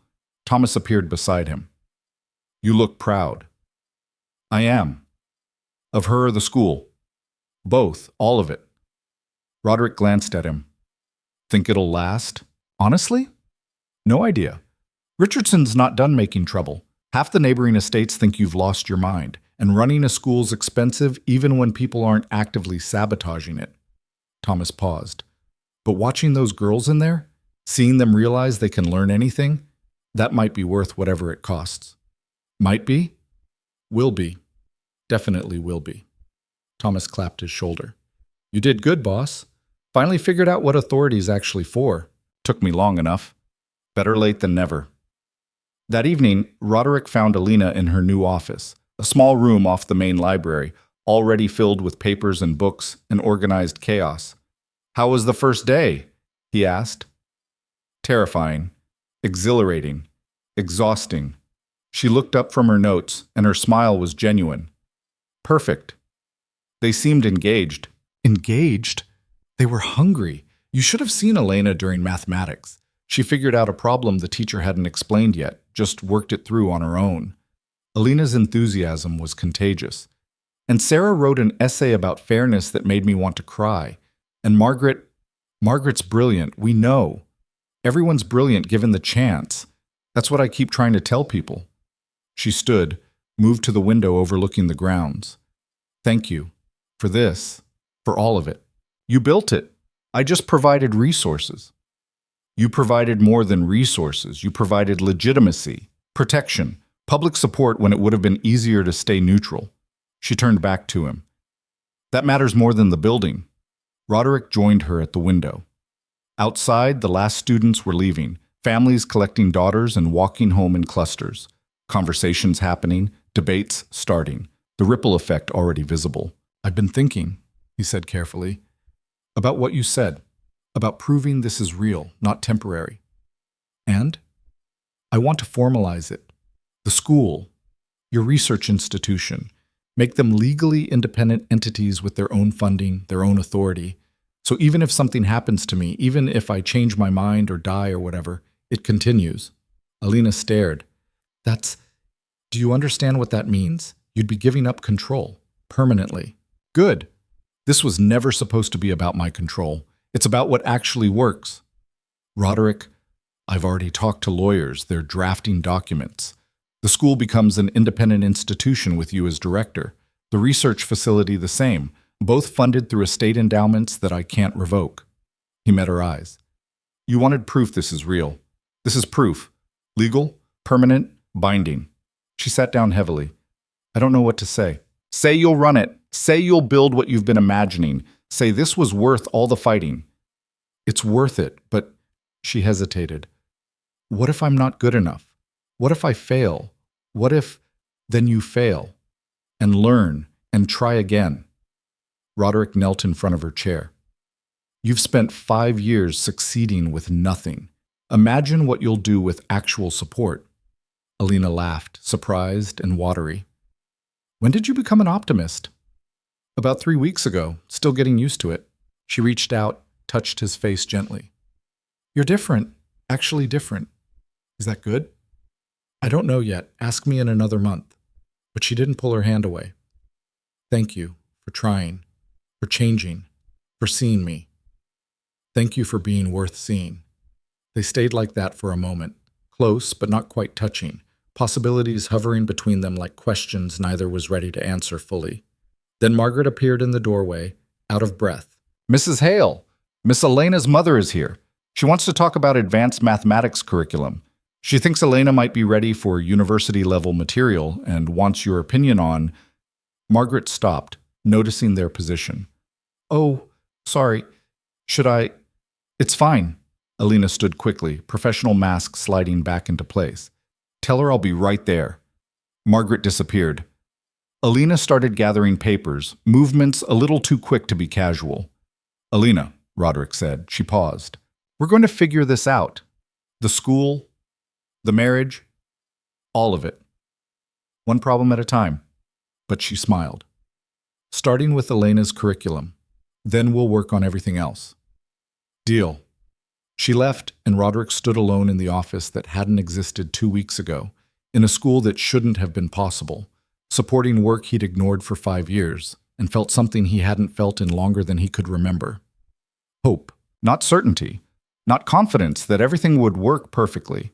Just hope that maybe, finally, they were building something that could last. Hope was a fragile thing, and Winter tested it thoroughly. The school operated for 6 weeks without major incident. 23 girls became 31, then 42. Alina hired 3 more teachers. The curriculum expanded. Parents who'd been skeptical started asking questions about enrollment for their younger daughters. Richardson stayed quiet. Too quiet. Roderick knew better than to mistake silence for surrender. Men like Richardson didn't forget humiliation.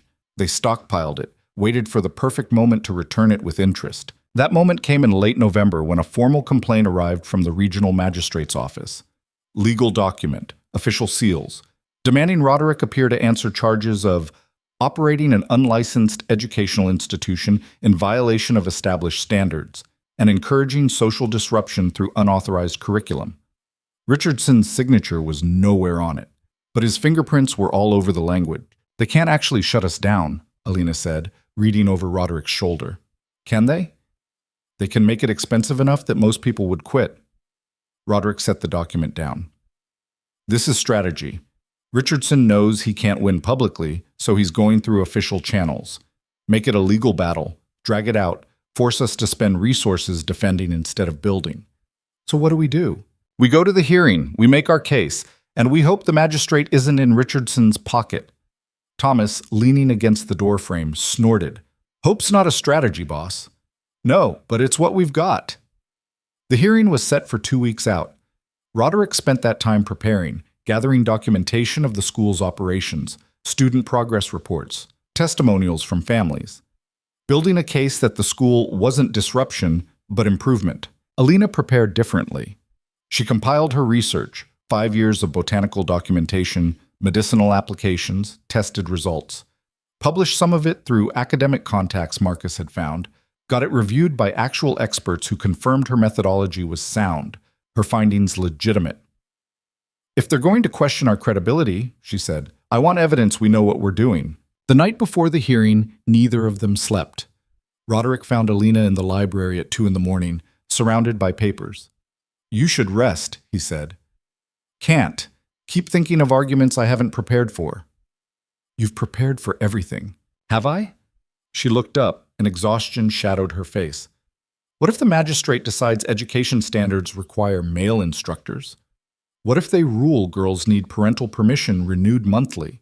What if they impose requirements we can't meet just to shut us down without saying that's what they're doing? Then we fight it. For how long? How many legal battles can we afford before it becomes unsustainable?" Roderick sat across from her. "As many as it takes." "That's not practical." "No, but it's necessary." He reached for her hand and she let him take it. "I know you're scared. I am too. But we've come too far to quit now." "I'm not quitting. I'm being realistic about obstacles." "Realism's important. So is stubbornness." He squeezed her hand. "We built something good. Something that works. They don't get to destroy it just because it makes them uncomfortable." Alina studied their joined hands. "When did you become someone who fights losing battles?" "When I realized some battles are worth losing if it means you actually stood for something." She almost smiled. "That's dangerously close to philosophy." "Margaret's been teaching me. Apparently I'm educable after all." This time she did smile, brief but real. Then she stood, pulled him up with her. "Come on. If neither of us is sleeping, we might as well review the testimony again." They worked until dawn broke gray and cold across the estate. The magistrate's office was 2 hours away by carriage. Roderick and Alina made the trip in tense silence, both reviewing arguments they'd already memorized. Richardson would be there, had to be, even if his name wasn't officially attached. This was his move, his strategy. The hearing room was smaller than Roderick expected. A single magistrate, older man, weathered face, expression giving nothing away. Richardson sat on one side with 2 lawyers who looked expensive. Roderick and Alina sat opposite with Marcus, who'd proven surprisingly competent with legal matters. The magistrate reviewed the complaint, then looked up. "Mr. Hale, you're accused of operating an educational institution without proper licensing, using unqualified instructors, and teaching curriculum deemed inappropriate for female students. How do you respond?" "The accusations are technically accurate and completely irrelevant," Roderick said. We operate a private school on private land using private resources. Licensing requirements apply to public institutions receiving public funding. We receive none. The law isn't clear on that distinction.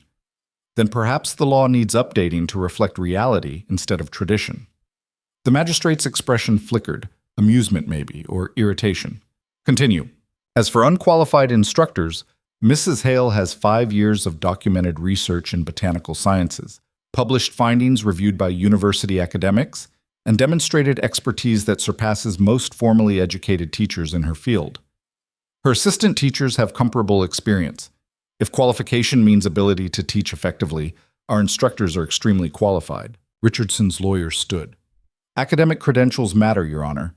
Mrs. Hale lacks formal education. Her research is amateur work, not peer-reviewed scholarship. Actually, Alina said quietly, it is peer-reviewed. I have letters here from 3 university botanists confirming my methodology and findings. One has requested permission to cite my work in his own research. She handed documents to the magistrate. Richardson's smug expression faltered. As for curriculum, Alina continued, we teach reading, writing, mathematics, sciences, history, and philosophy.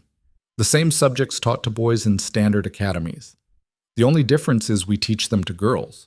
If the curriculum is inappropriate for girls but appropriate for boys, I'd like to hear the logical basis for that distinction.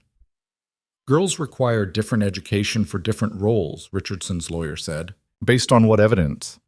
Alina's voice stayed level, but Roderick heard steel underneath. Where's the research showing girls are intellectually incapable of mathematics? Where's the data proving philosophy damages female development? You're making claims without evidence and calling it policy. Tradition. Tradition isn't evidence, it's habit masquerading as wisdom. Alina leaned forward. Your Honor, I have 42 students. Their progress reports show marked improvement in literacy, numeracy, and critical thinking. Their families report increased confidence and capability. We have documentation of every lesson, every assessment, every outcome. What we don't have is a single instance of harm caused by education. So I ask, where's the actual problem? Not the theoretical one, the real one. The magistrate was quiet, reading through the documentation. Richardson shifted uncomfortably. Mr. Richardson, the magistrate said finally, you filed this complaint. What specific harm has this school caused you or your community? Richardson stood. It's disrupting social order, Your Honor. Girls are neglecting household duties, questioning their parents, demanding opportunities inappropriate for their station. Questioning isn't harm, it's thinking. The magistrate set down the papers. And if household duties are being neglected, that's a family matter, not a legal one. But the precedent is that private citizens can use their resources as they see fit, provided they're not causing measurable harm. You've provided no evidence of harm, only discomfort with change. The magistrate looked at Roderick and Alina. Your operation is unusual, unconventional, but nothing in the law prohibits unusual. Richardson's face flushed. Your Honor, surely you can't. I can and I am. Complaint dismissed. The magistrate gathered his papers. Mr. Hale, Mrs. Hale, continue your work. If actual problems arise, we'll address them. Until then, you're operating within legal bounds. Mr. Richardson, if you have concerns about your daughter's education, handle them as family matters. Don't waste the court's time. Dismissed. They'd won. Roderick felt something release in his chest. Tension he hadn't realized he'd been carrying. Alina's hand found his under the table, squeezed hard. Richardson didn't look at them as he left. His lawyers followed, already discussing appeals that wouldn't go anywhere. Outside the building, Alina stopped walking and just breathed. We won. We did. I hoped, but she laughed, slightly manic. We actually won. You won. That testimony about evidence versus tradition, that was all you. We won together. She turned to him, and her smile was brilliant despite exhaustion. Thank you for standing there, for backing me, for not folding when it got complicated. I told you I wouldn't. I know, but knowing and seeing are different things. She stepped closer. You proved it. You actually proved it. Roderick wanted to kiss her, wanted to pull her close and celebrate properly, but they were standing outside a magistrate's office with Marcus hovering nearby. So he settled for squeezing her hand back. Let's go home, he said. Tell the girls they're not going anywhere. The carriage ride back was lighter. Alina talked about curriculum expansions, about students showing particular aptitude for different subjects, about hiring more teachers as enrollment grew. She was animated in a way Roderick had never seen. No careful control, no measured responses. Just genuine excitement. Margaret wants to study advanced sciences, Alina said. Real university-level material.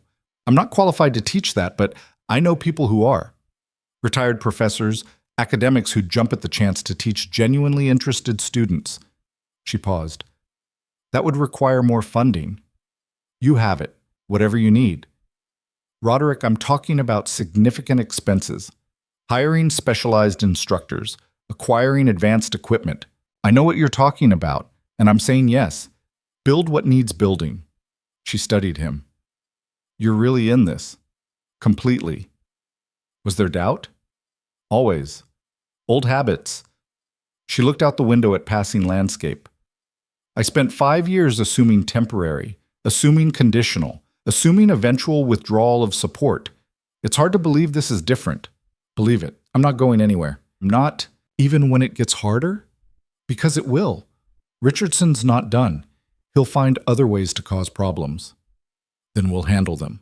Roderick shifted to face her fully. I know I'm asking a lot. Asking you to trust someone who spent 5 years earning the opposite. But I'm here. Fully here. Whatever comes next, we face it together. Alina nodded slowly. Together. I'm still getting used to that. So am I. They returned to the estate as the sun began setting. Students were leaving the school building, families collecting daughters. Margaret saw them arrive and came running. Mrs. Hale, how did it? We won, Alina said. School continues. Margaret whooped, then caught herself, embarrassed by the outburst. Sorry, we were worried. Some of the parents were talking about pulling us out if the magistrate ruled against you. Not anymore. Tell everyone. We're here to stay. Margaret ran off to spread the word. Within minutes, the news had circulated. Families approached to offer congratulations, ask questions, express relief. The school had become important to more people than Roderick realized. Not just the students, but parents who'd started imagining different futures for their daughters. That night, Thomas found Roderick in his study. Heard you won. We did. Good. Because I have news you're not going to like. Thomas sat heavily. Richardson's been buying up properties. 3 farms bordering the estate in the last month, paying above market value. Roderick's satisfaction dimmed. He's consolidating power. Or building leverage. Those properties give him water rights, access roads, strategic positioning. He can't touch the school legally, but he can make estate operations difficult. How difficult? Depends how petty he wants to be. But if he cuts off access routes or diverts water upstream, could cause real problems. Roderick rubbed his face. Of course it couldn't be simple. When's it ever simple? Thomas stood. Want me to start looking at countermeasures? Please, but quietly. I don't want to escalate if we don't have to. Might not have a choice, boss. After Thomas left, Roderick stared at maps of the estate. Richardson's new properties formed a rough semicircle on the western border. Not enough to choke them out, but enough to complicate things. Classic strategy. If you can't win directly, undermine from angles your opponent isn't watching. Planning a war? Alina stood in the doorway, changed from her formal hearing clothes into something comfortable. Preparing for one. Richardson's been buying land. She moved to look at the maps. This is bad. Could be, or it could be nothing. Depends what he does with it. He's not buying land to do nothing. Alina traced the property lines. He's surrounding us, slowly. Probably planning to squeeze until we're forced to negotiate from weakness. That's my read, too. So what do we do? Roderick looked at her, standing beside him, studying maps like they were in this together, which they were. We adapt. Find alternate water sources, negotiate new access routes, diversify operations so we're not dependent on anything he controls. That's expensive and time-consuming. Yes, but giving in is more expensive long-term. He turned to face her fully. This is what I meant about it getting harder. Richardson won't stop. Every time we win, he'll find a new angle. Eventually, something's going to work, and we'll face real consequences. I know. And you're okay with that? No, but I'm willing to deal with it anyway. She moved closer. You asked me months ago what I wanted. I want this. The school, the research, the work that matters. And if that means fighting Richardson every step of the way, then that's what we do. We, she confirmed. You've proven you mean it. I'm not going anywhere. Something in Roderick's chest eased. You're staying. Actually staying? Actually staying. The end-of-month deadline passed 2 weeks ago. Did you notice? He had noticed, but he'd been afraid to mention it, afraid she was still counting days until she could leave. I noticed. I kept waiting for you to fail, to revert, to prove this was all temporary performance. Alina's voice was quiet. But you haven't. You've been consistent, present, actually here. And I realized I stopped wanting to leave. When? Sometime between the public declaration and the hearing, maybe when you formalized the school's independence. Maybe when you stood beside me instead of in front of me. She shrugged. Does timing matter? Not really. Then let's say now. I'm staying now, for as long as this works. Roderick pulled her close, and this time she came willingly. No hesitation, just movement into space they'd both been circling for months. It's going to work, he said against her hair. You don't know that. No, but I'm choosing to believe it anyway. She laughed quietly. When did you become an optimist? When I started paying attention to you. They stood like that for a while. No grand declarations, no dramatic gestures, just two people who'd spent 5 years as strangers deciding to actually try. Winter deepened. The school thrived despite Richardson's attempts at interference. Water rights got complicated, but Thomas found alternate sources. Access routes got challenged, but Marcus negotiated new agreements.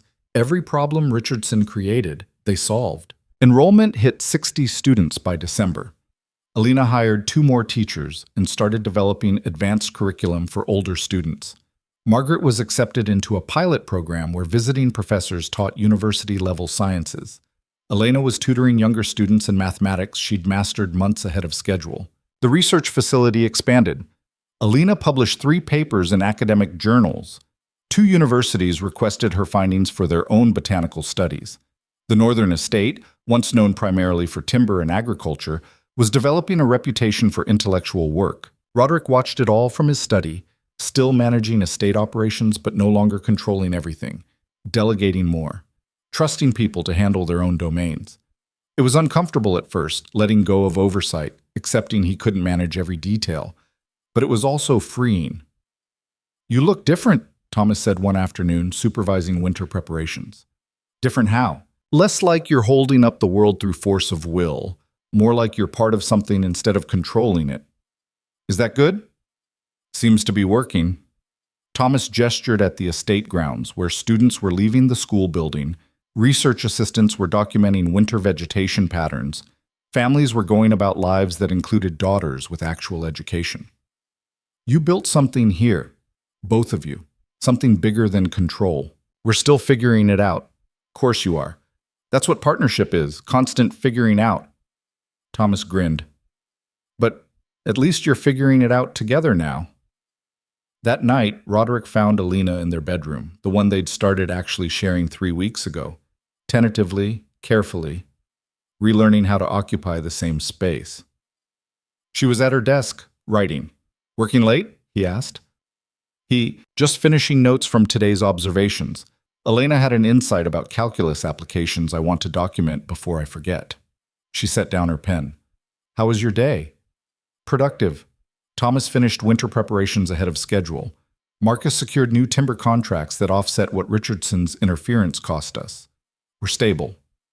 Stable's good. Better than chaos, anyway. He sat on the bed. I've been thinking. Dangerous habit.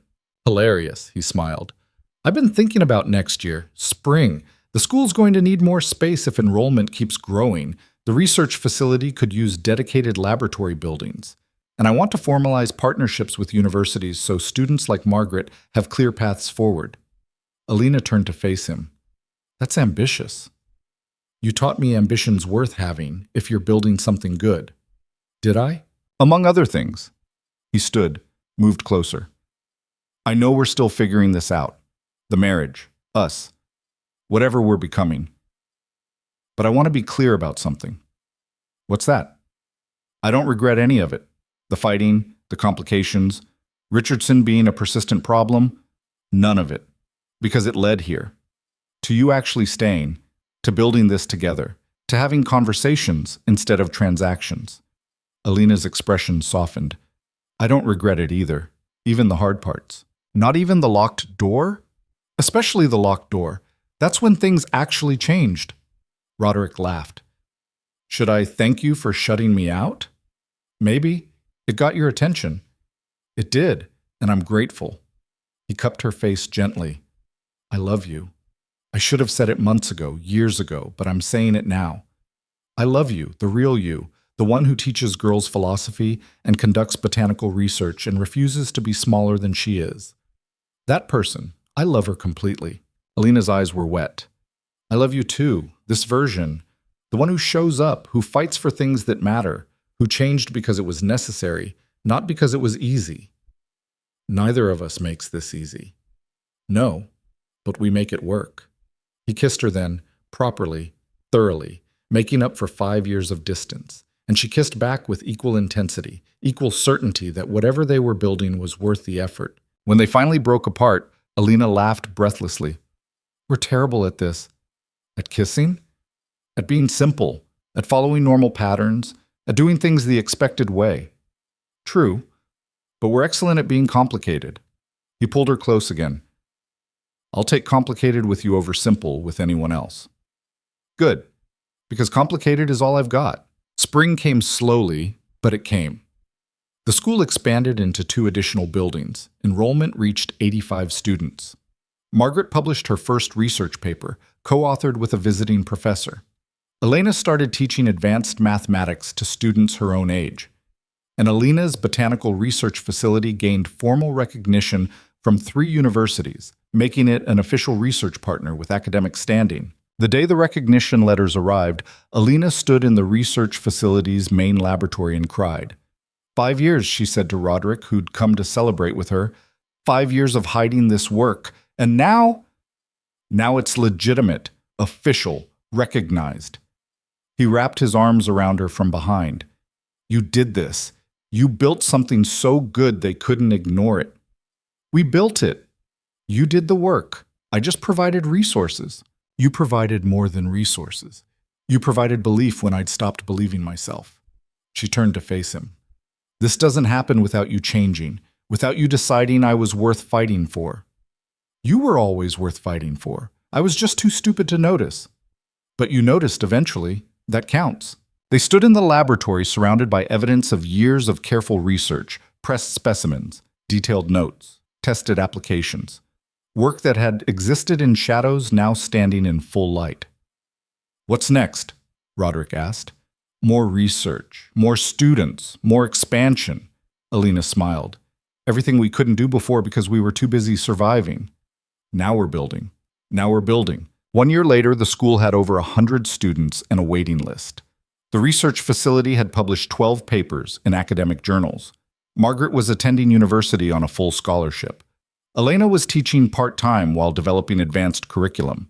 Sarah, now 10, was writing essays that made professors uncomfortable in the best way. Richardson had tried 4 more legal challenges and lost all of them.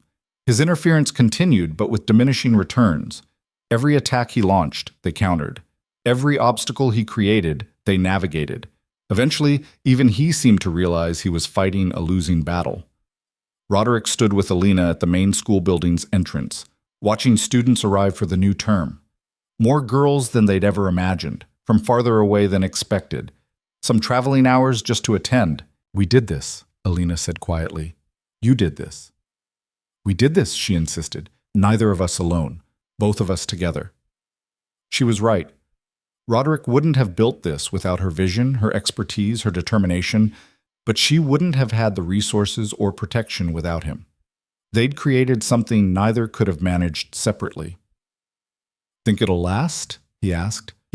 Nothing lasts forever. But this? She looked at the students, the teachers, the families who'd built community around education. This has momentum now. It'll outlive us both. Good. That's what it should do. Thomas approached, grinning. Morning. Thought you'd want to know. Got word from the regional council. They're discussing standardizing girls' education across the territory, using your school as the model. Alina's eyes widened. They're what? Using you as the model. Turns out success is hard to argue with. Your students are outperforming boys in comparable programs. Your research is getting cited by major universities. And politically, it's becoming unpopular to be against education. Thomas shrugged. You changed the conversation. Now everyone else is catching up. When Thomas left, Alina turned to Roderick. Did you hear that? We're the model. You're the model. I'm just the guy who was smart enough to get out of your way. You did more than get out of the way. Maybe. But you're the one who built something worth modeling. He pulled her close. I'm proud of you. Insanely proud. I'm proud of us. Both of us. What we figured out how to become. The door that had once separated them stayed open now, literally and metaphorically. The room Roderick had denied her had become her office, her workspace, her domain. The storage that had sparked their confrontation was now a library stocked with advanced texts for students who'd outgrown basic curriculum. The estate had transformed from fortress into community, from hierarchy into collaboration, from Roderick's domain into something neither owned but both maintained. That night, they had dinner in the main hall, not alone but with teachers, students, families who'd become friends. Conversations about curriculum overlapped with debates about research. Margaret argued with a visiting professor about physics applications. Elena explained topology to confused parents with the patience of someone who genuinely loved teaching. Roderick watched Alina move through the gathering, engaging with everyone, completely in her element. This was who she'd always been. Brilliant, capable, meant for work that mattered. He'd just been too self-absorbed to notice. She caught him watching and smiled, crossed the room to where he stood. Happy? She asked. Very. Good. Me too. Think we'll stay this way? Stay happy or stay together? Both. Alina considered. Honestly, I don't know. We're still figuring each other out, still navigating complications, still learning how to be partners instead of strangers. She took his hand. But I want to try. Want to keep building this. Whatever comes next. So do I. Then that's what we do. We keep trying, keep building, keep choosing each other every day. She squeezed his hand. No guarantees, just commitment. I can work with that. Good. Because that's all I'm offering. They stood together in the hall they'd transformed, surrounded by evidence of what partnership could build when both people actually showed up. It wasn't perfect. Nothing ever was. But it was real. Earned through struggle and choice and consistent effort. The door that had once locked Roderick out remained open because they didn't need barriers anymore. They'd learned to occupy the same space without one of them disappearing. The North didn't forgive mistakes, but it rewarded persistence. And what they'd built here, the school, the research, the marriage that had nearly broken before it began, all of it had required persistence of the most stubborn kind. Roderick looked at Alina and saw his partner, his equal. The woman who'd refused to be erased and in doing so had saved them both. Thank you, he said. For what? For not leaving, for giving me another chance, for building this with me. Thank you for becoming someone worth staying for. She leaned against him, comfortable in a way that had taken months to develop. We're going to be okay, not perfect, just okay.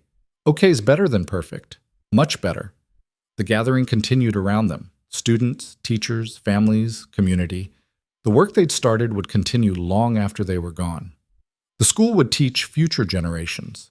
The research would contribute to knowledge that helped people they'd never meet. They'd built something that mattered, and they'd built it together. The door stayed open. The marriage stayed strong. And two people who'd spent 5 years as strangers finally learned what it meant to truly see each other. Not perfection, just partnership. And that was enough.